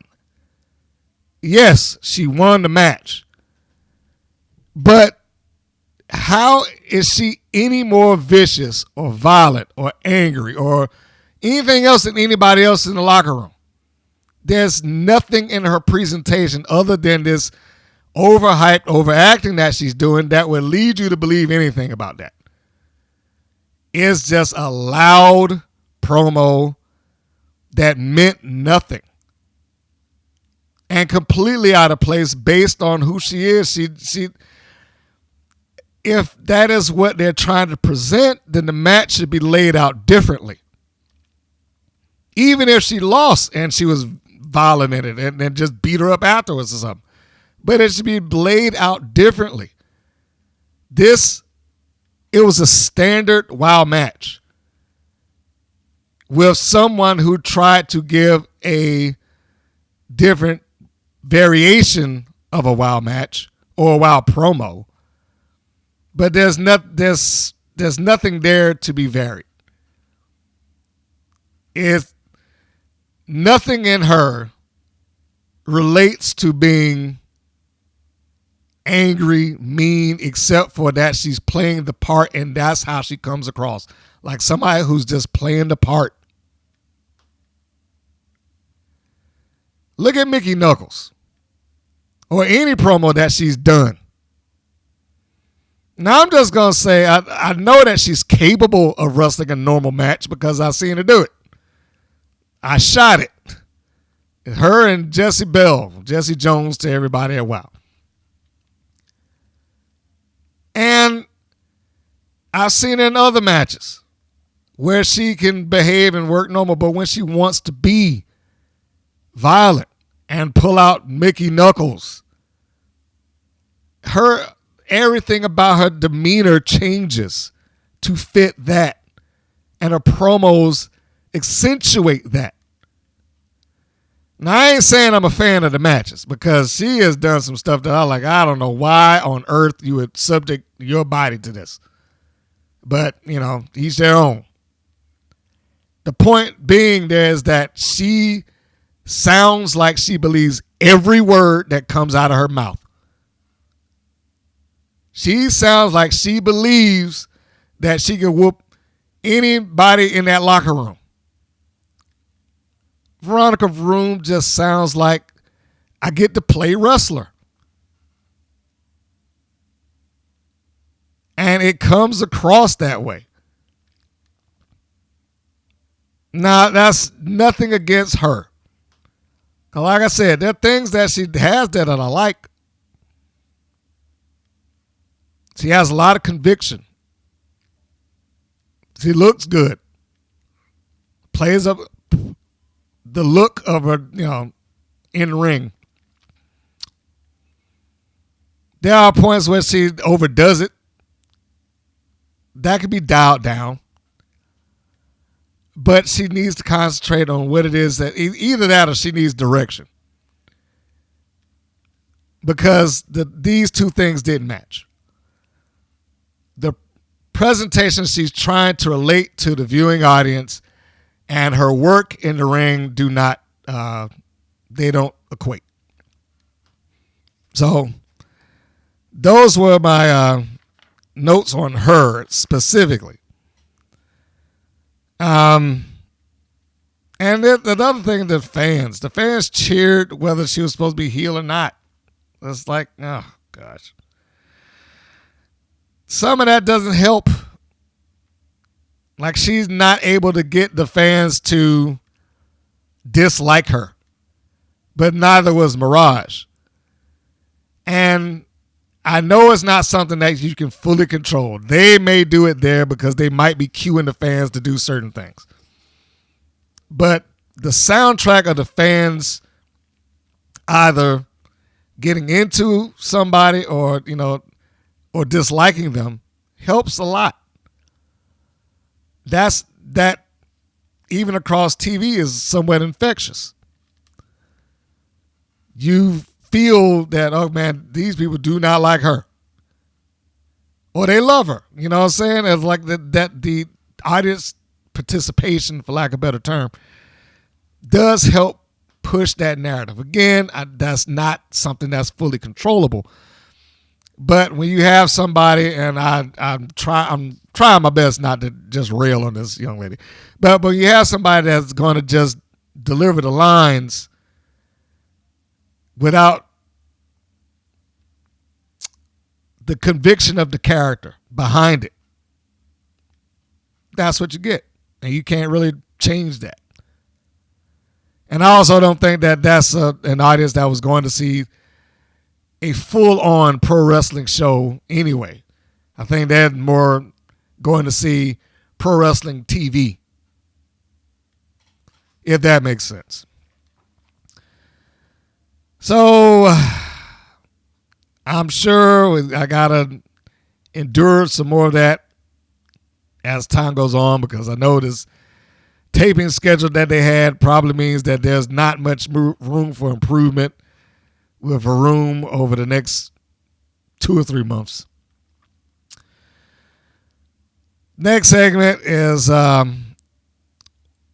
recapping the Miami Sweet Heat and Jessie Jones Big Rig feud, and that includes the custody match, which I don't know. I still thought that was just a ridiculous idea, but we'll move on from that. I don't know why the graphic for Big Rig Betty was so much bigger than everybody. Like, I don't know what were they trying to make her head big for.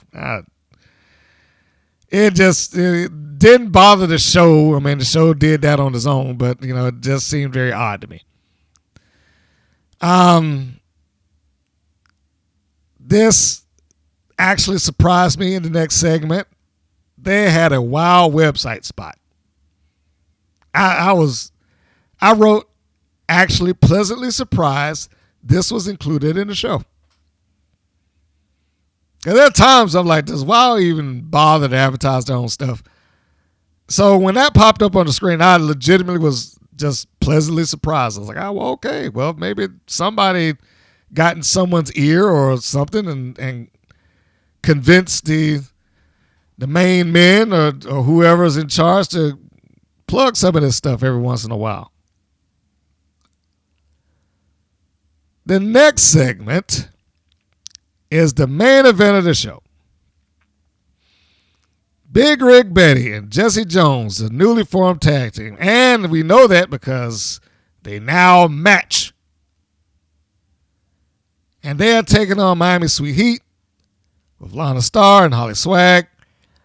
And this, for all intents and purposes, is a career versus championship match. Now, they didn't phrase it that way, but Jessie Jones and Big Rig added the stipulation, provided they get the title match, that if we can't win or whatever, however she phrased it, we'll go back to Kentucky or Tennessee or whatever, both. And that probably should have been the sell of the match overall, but So they start off, and Big Rig and Jessie Jones come out doing the Tracy Smothers FBI thing. Now, if you didn't know, that was someone that was taken to as a father figure to several of the young ladies in the wrestling business, and Jessie Jones is well, in my opinion, she's probably the primary one. She actually took his last name as his daughter on the wrestling, on the indie circuit. Jessie Belle Smothers. And later into a team, the STDs, Smothers Twisted Daughters, with her and Knuckles. I think she was with Isabel at the time. And I think the most recent incarnation is Smothers Twisted Sisters, which is what Big Rig and Jessie Jones refer to themselves as when they are not on WoW's television. But, I mean, both of them have ties to Smothers, so I can see why they did it. And that's probably a little just in thing for them, because I honestly doubt that most of the WoW audience would have thought about it, caught it, or whatever the case may be. But they come out, they're prepared for their big title match. And keep in mind that officially speaking, Jones has not won anything. Not there. Because the championship that she had was not really acknowledged. She brought it up kind of in passing some months back, well, probably over a year now. It was just like, you took the belt off of me because of the partners I had left or whatever, something along those lines. So they acknowledged it in that regard. If you didn't know what I was talking about, this is another one of those.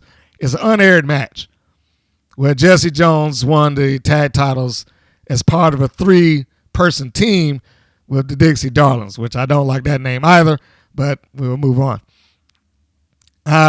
So see, they can have the concept of a 3-person team. But anyway, getting back to the point.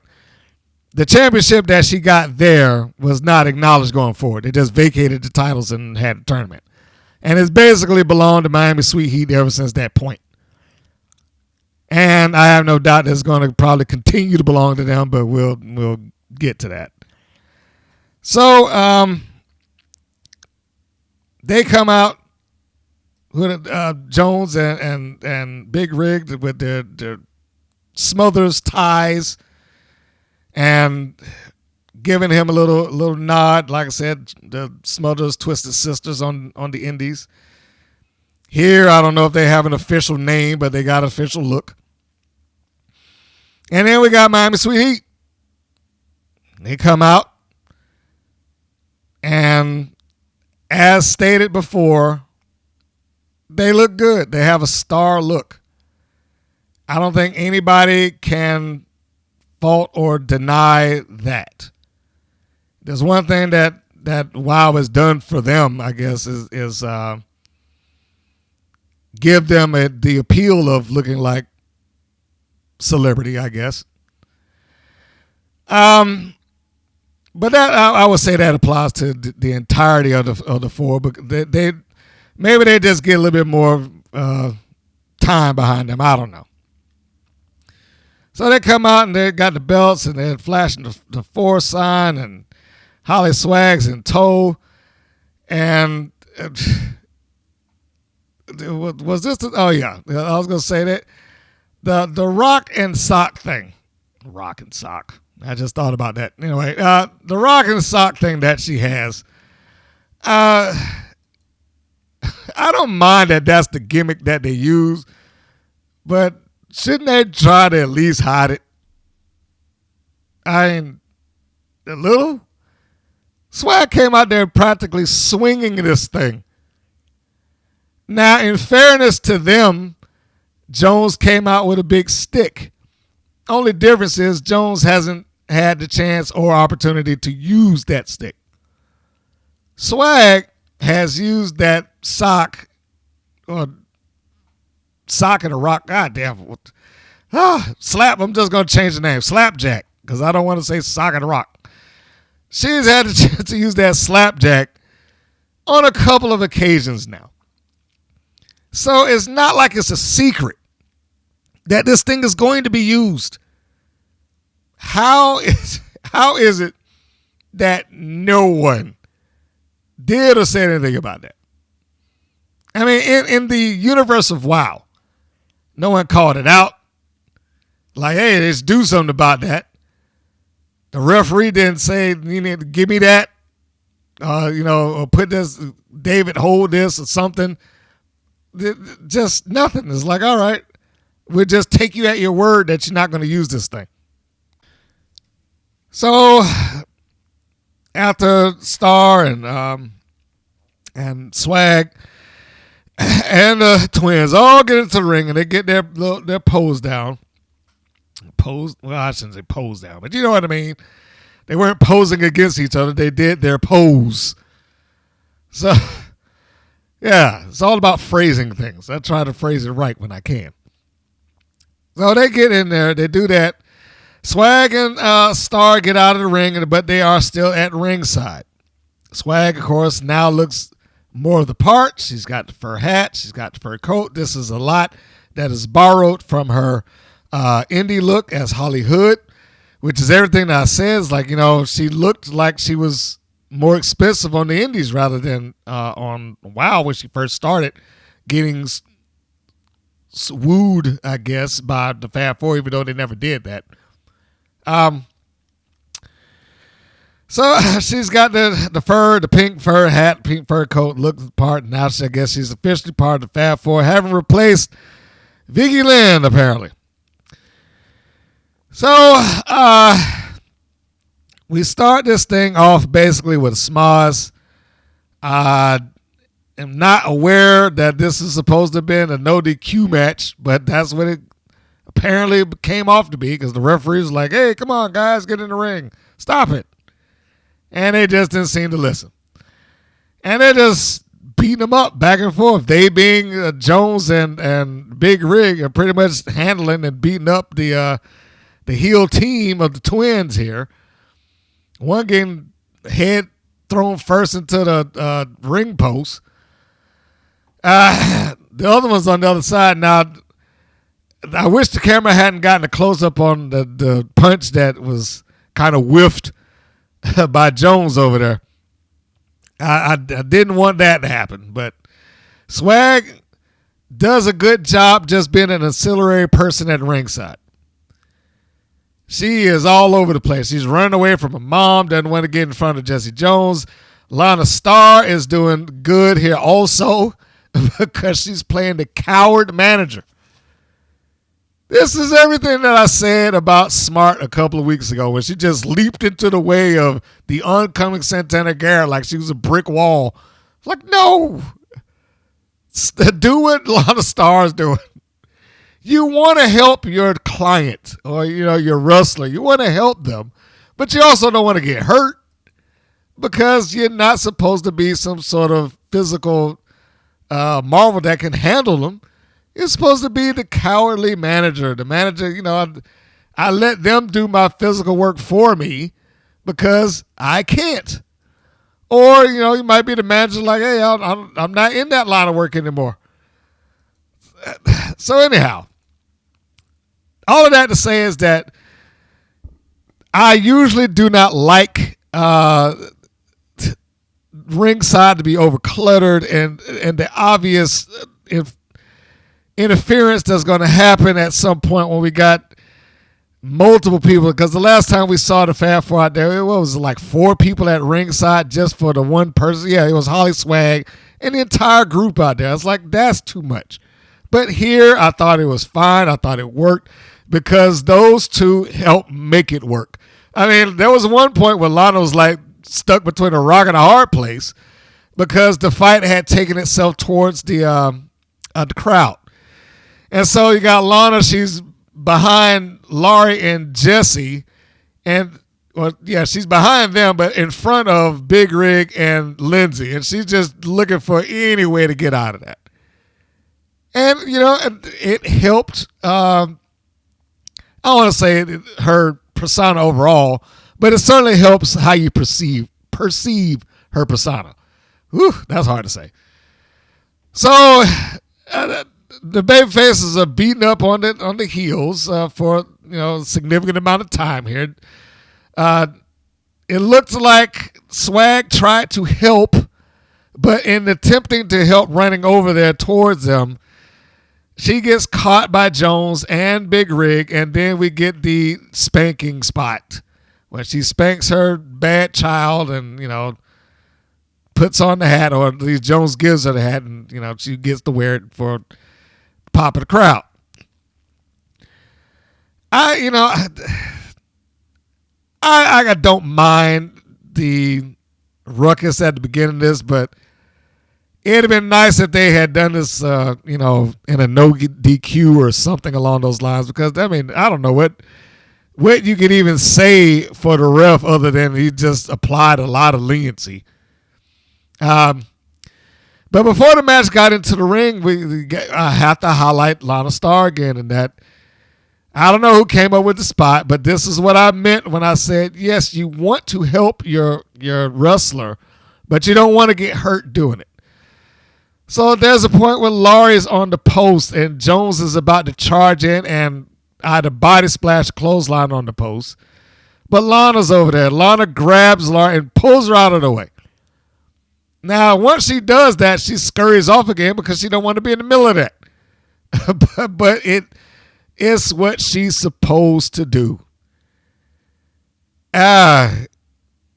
You know, when they was just about to come back on air a couple of years back, I don't know who started the whole deal with, like, who's Wild's best manager. Now, one of them brought it up. At that time, there was probably some level of debate. I don't even think there's a debate in it anymore. Not at this point. Lana Starr is probably the best manager that WoW has at this time. Can she add more stuff to her repertoire? Sure. But at this moment, I think she's pretty good. So, there's a point in the match where they take control of Big Rig Betty. She becomes the legal participant here. I am jumping ahead, by the way.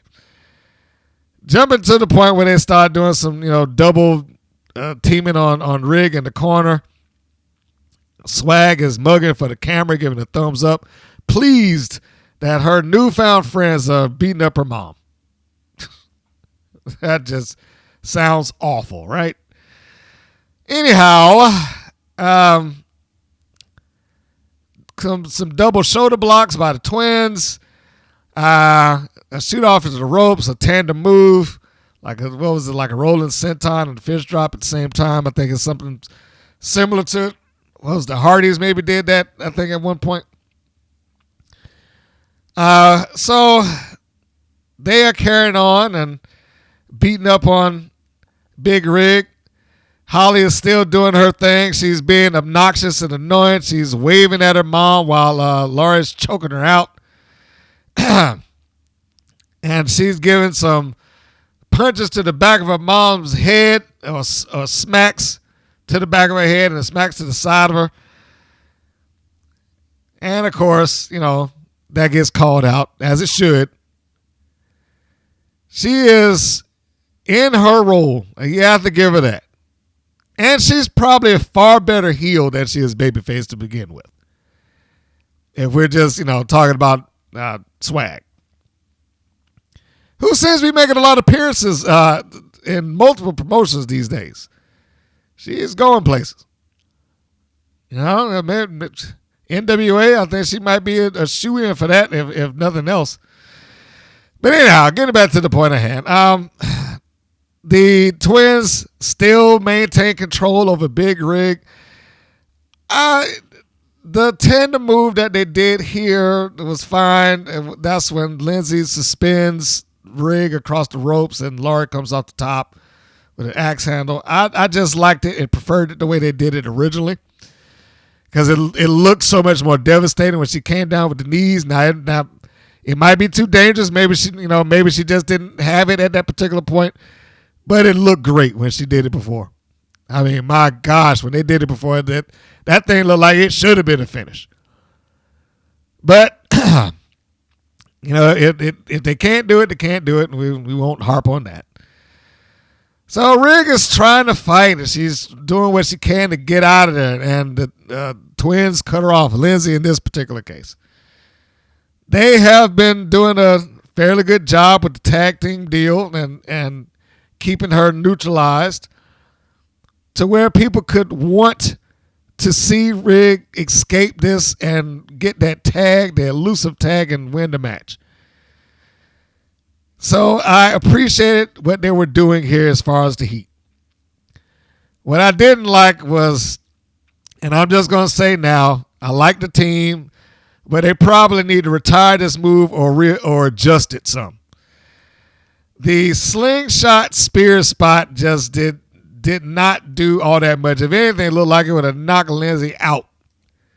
The way she flew in there, like she almost just barely missed the ropes or Rig's knee. No, that ain't a good one. Either practice that some more, adjust it, or just retire it altogether.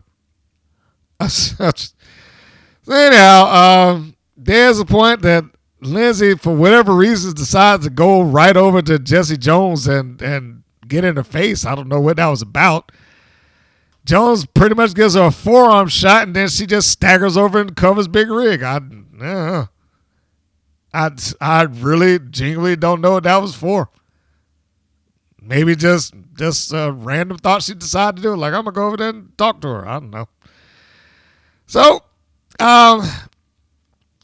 they did a good misdirection spot. Whereas last time I didn't like it when it happened on the outside ring because it looked like it was just far too telegraphed. Here I liked it. Maybe it was the camera angle. Maybe it was because it was timed better. But it looked better. It looked so much better here. Lindsay has Rig in a full Nelson. Laura's about to come in with a clothesline. It looks like Rig gets out of that thing almost at the last second. Laura nails her sister. She goes down. Rig makes the tag, and then Jones is in. I thought it was a pretty good spot that it had. And, of course, Jessie Jones comes in with a House of Fire thing and starts taking control of the match.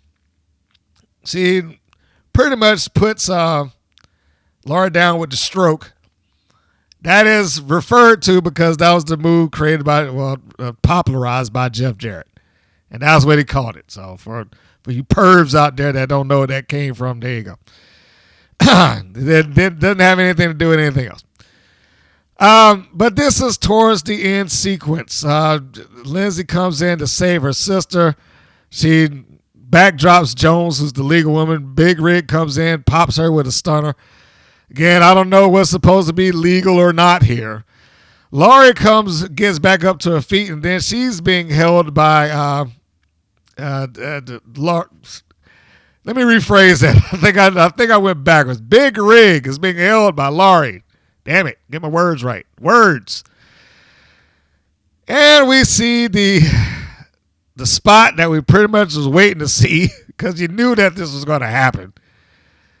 Rig is there. She's being held by Laurie. Holly comes in. She got the slapjack, and she's about to swing that thing and nail her mom and knock her out. Mama Big Rig gets out of the way. Laurie goes down because she takes the impact. Rig grabs her daughter by the drawers and throws out to the floor. Jones is covered. Big Rig yells, "Ref!" And then 1, 2, 3. They win, and they have got the tag team championships. Congratulations to Jessie Jones and Big Rig Betty on the win, and I'm sure it'll be a wonderful reign up until they decide to give it back to Miami Sweet Heat. But in any case, it was a nice moment visually. I'm sure it probably meant a lot to Jones and Rig to have this moment together on the national stage. I believe they've been friends for quite some time. So, if you can't enjoy winning something like this with your friend, who can you enjoy it with? It largely feels like and this is one of those I cannot prove moments, but it largely feels like that's the, kind of the story of Big Rig. And not as a bad thing at all. I'm just saying she got to accomplish two things that I'm sure meant a lot to her in the time that she's been there. She got a chance to win tag team championships with her daughter. Now, the company didn't necessarily take advantage of that, but that's neither here nor there. But she got a chance to win tag team championships with her daughter. And she looks like she got tag team championships now with one of her close friends. So, I mean, hey, they refer to themselves as Smothers' daughters. So they're bonded through Tracy Smothers, a.k.a. Pops. They're bonded through that, if nothing else. So if I can't say anything, I can say that this was a nice moment, and it certainly was a nice moment for them. Now, I don't know why during the confetti shower, Holly Swag was down there like trying to catch it in her hat or something like that. I would think that she would be a little more upset that her new friends that she put her family over for are now, without their tag team championships. I would think that would be a bigger deal at that particular moment, but, maybe I read that wrong. I don't know. McLean comes out the ringside to announce them as the new tag team champions, and The confetti falls, like I said, and Pops will be proud. He makes that reference. So the main event, fine. Nothing that I could really complain about here. In fact, like I said, in some cases I use it as an example.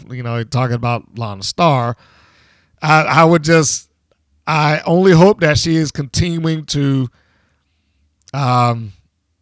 learn management within the wrestling business. I guess that's the only way I can put it. Learn being a manager. Like, she's doing good. It'd be nice to see her continue on doing good, doing better. You can always get better. But she does in my opinion, especially there, she does a great job. I don't know. I'm really curious about that. I wonder if somebody took it to the side, or she just decided that this is what I was supposed to do, or tried harder, or whatever the case be. But yeah, she seems to do well. This show overall, or this episode overall, I had more down than good. The main event is the only thing that I really liked. I'm kind of neutral in a lot of these. Like the Miranda Mirage, it wasn't bad, but it wasn't, like I said, I felt like something was missing with her. Phoenix, I like. It's almost like she had to work hard to compensate.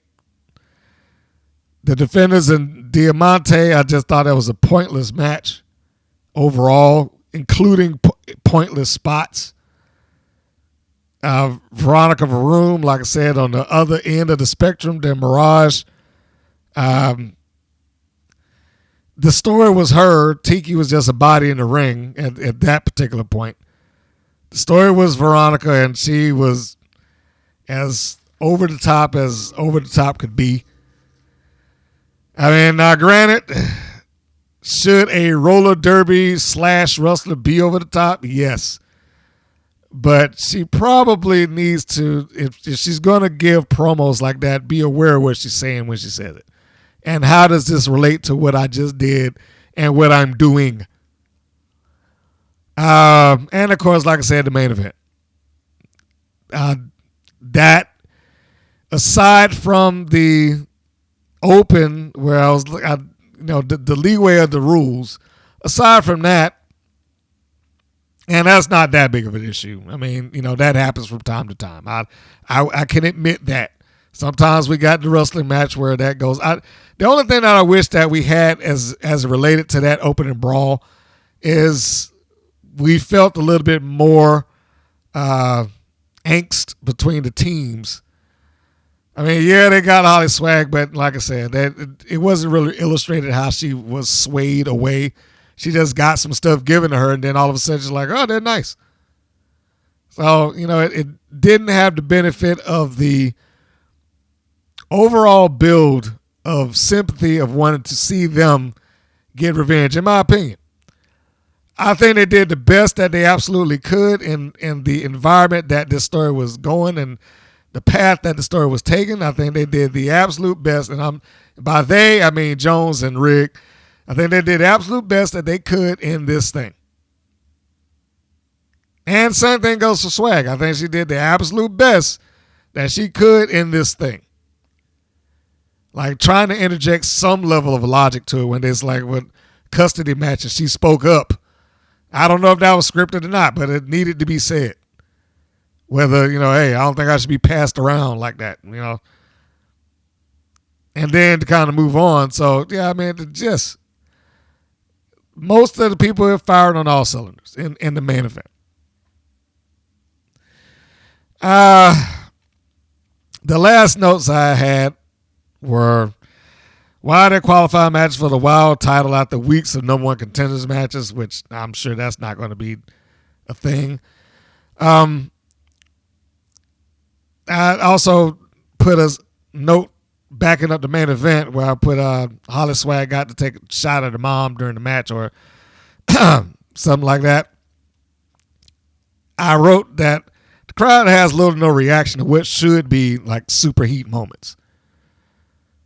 her mom getting her hands on her daughter, after being betrayed by her, should have been a super heat moment. It should have been gratifying for the crowd to no ends. It just didn't come off that way to me on TV. Same thing with her mom and Jones succeeding, evading their daughter's attempts to foil them. The mom tossing out of the ring. Those should have been big moments, but that goes back. I only say that to say about the crowd, the fans that come in to see this. I'm sure they're entertained. It's an entertaining show. But they don't seem to be invested in who's doing what to whom or why.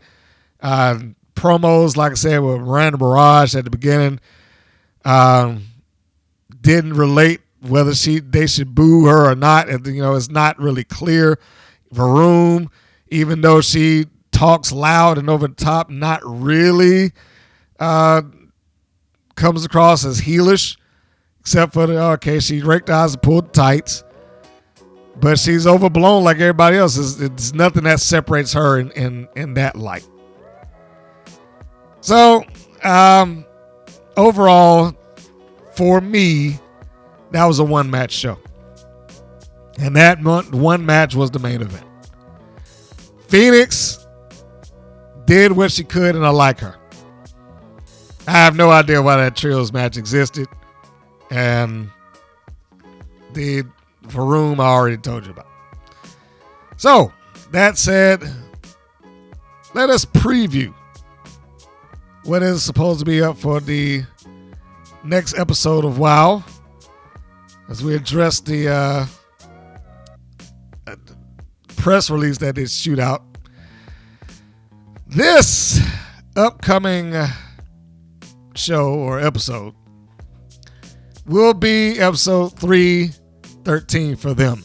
Season 3, episode 13. Title, All Eyes on Gold.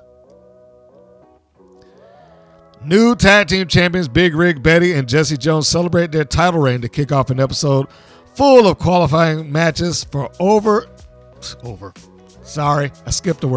for the upcoming over-the-top rope battle royal for the WoW Championship.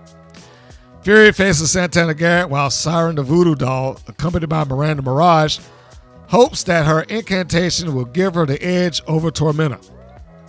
Holly Swag continues to make herself comfortable with the Fab Four, something Lana Starr doesn't seem to mind, even as Lana pulls double duty as a manager, accompanying both Holly and Penelope for their qualifying matches. Will Lana's special touch help Holly against Gigi Gianni, accompanied by BK Rhythm, and take Penelope to victory over Roxy Fierce, or is the Fabulous One stretching herself too thin?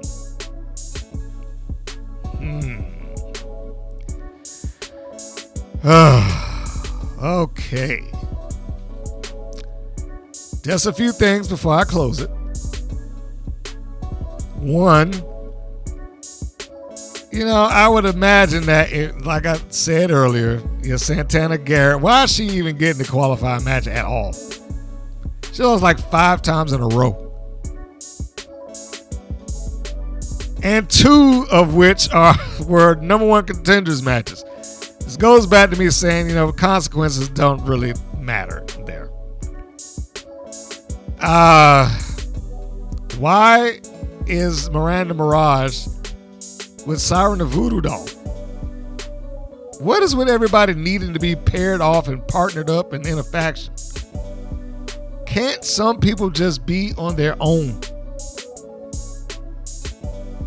Now I'm afraid for Phoenix. They're probably paired. Her and Diamante will probably be a tag team before I can blink. I hope not. Oh, God, I hope I didn't just speak that into existence. Anyway, what is with the heel versus heel match again? Holly versus Gigi Gianni. Why? Are they that light on baby faces that they couldn't put Holly up against anybody else? What is Gianni doing a qualifying match for in the first place? Ain't she supposed to be a tag team? and why Roxy Fierce, they are very thin on baby faces. If they didn't throw everybody into a tag team or some faction, then that probably wouldn't be the case. But they are thin on baby faces. And if you can't fill stuff out, then, just pull back the brackets. Maybe it doesn't need to be 12, and maybe you don't need to have qualifying matches, and maybe those people who are in just over repetitive number one contenders matches could just walk into this thing and not have to qualify because they've already wrestled matches that was allegedly leading them to a championship, or at least a championship opportunity. But that's neither here nor there. I don't want to raise my blood pressure thinking about that anymore. So on that note, now that I try to get this scheduling for doing these podcasts back in order, and again, if you heard the other one and it released before this, or I somehow missed something in there, I apologize, but I just could not and would not deal with it anymore. So, time to wrap it up. To close, if you have not done so, please subscribe on podcasts or your greater podcast platforms, as we are available in most of those. YouTube, do the YouTube things. Like, share, subscribe. Talk about it, share it. Leave some comments below about what you like, what you didn't. And, of course, if you are unfamiliar with any of this, don't know where to find it for whatever reasons, you can always go to WPNWrestling.com. That is the focal point for everything that is happening. All podcasts drop there. All videos are stored there. So you'll be able to check all of that out in one location. Every once in a while, I might get urged to write an article or blog, if you want to call it that. So lots of stuff happening there. Lots of stuff going on in these reviews. And I'm amazed that I can carry on so long about it. But we'll save the next rant for another day. Hopefully I won't have to rant. The episode might improve, but time will tell. And on that note, this is Mr. Green saying that this is Mr. Green saying so long, and we will see you on the next go-round. Take care, everybody. Thank you for listening to the WPN's Rights and Wrongs of Pro Wrestling. If you have questions or comments, please contact us via our Facebook or our YouTube channel at the Women's Pro Wrestling Network. If you're new to the WPN, feel free to subscribe to our channel and like our page. We appreciate your support. Thank you again for listening.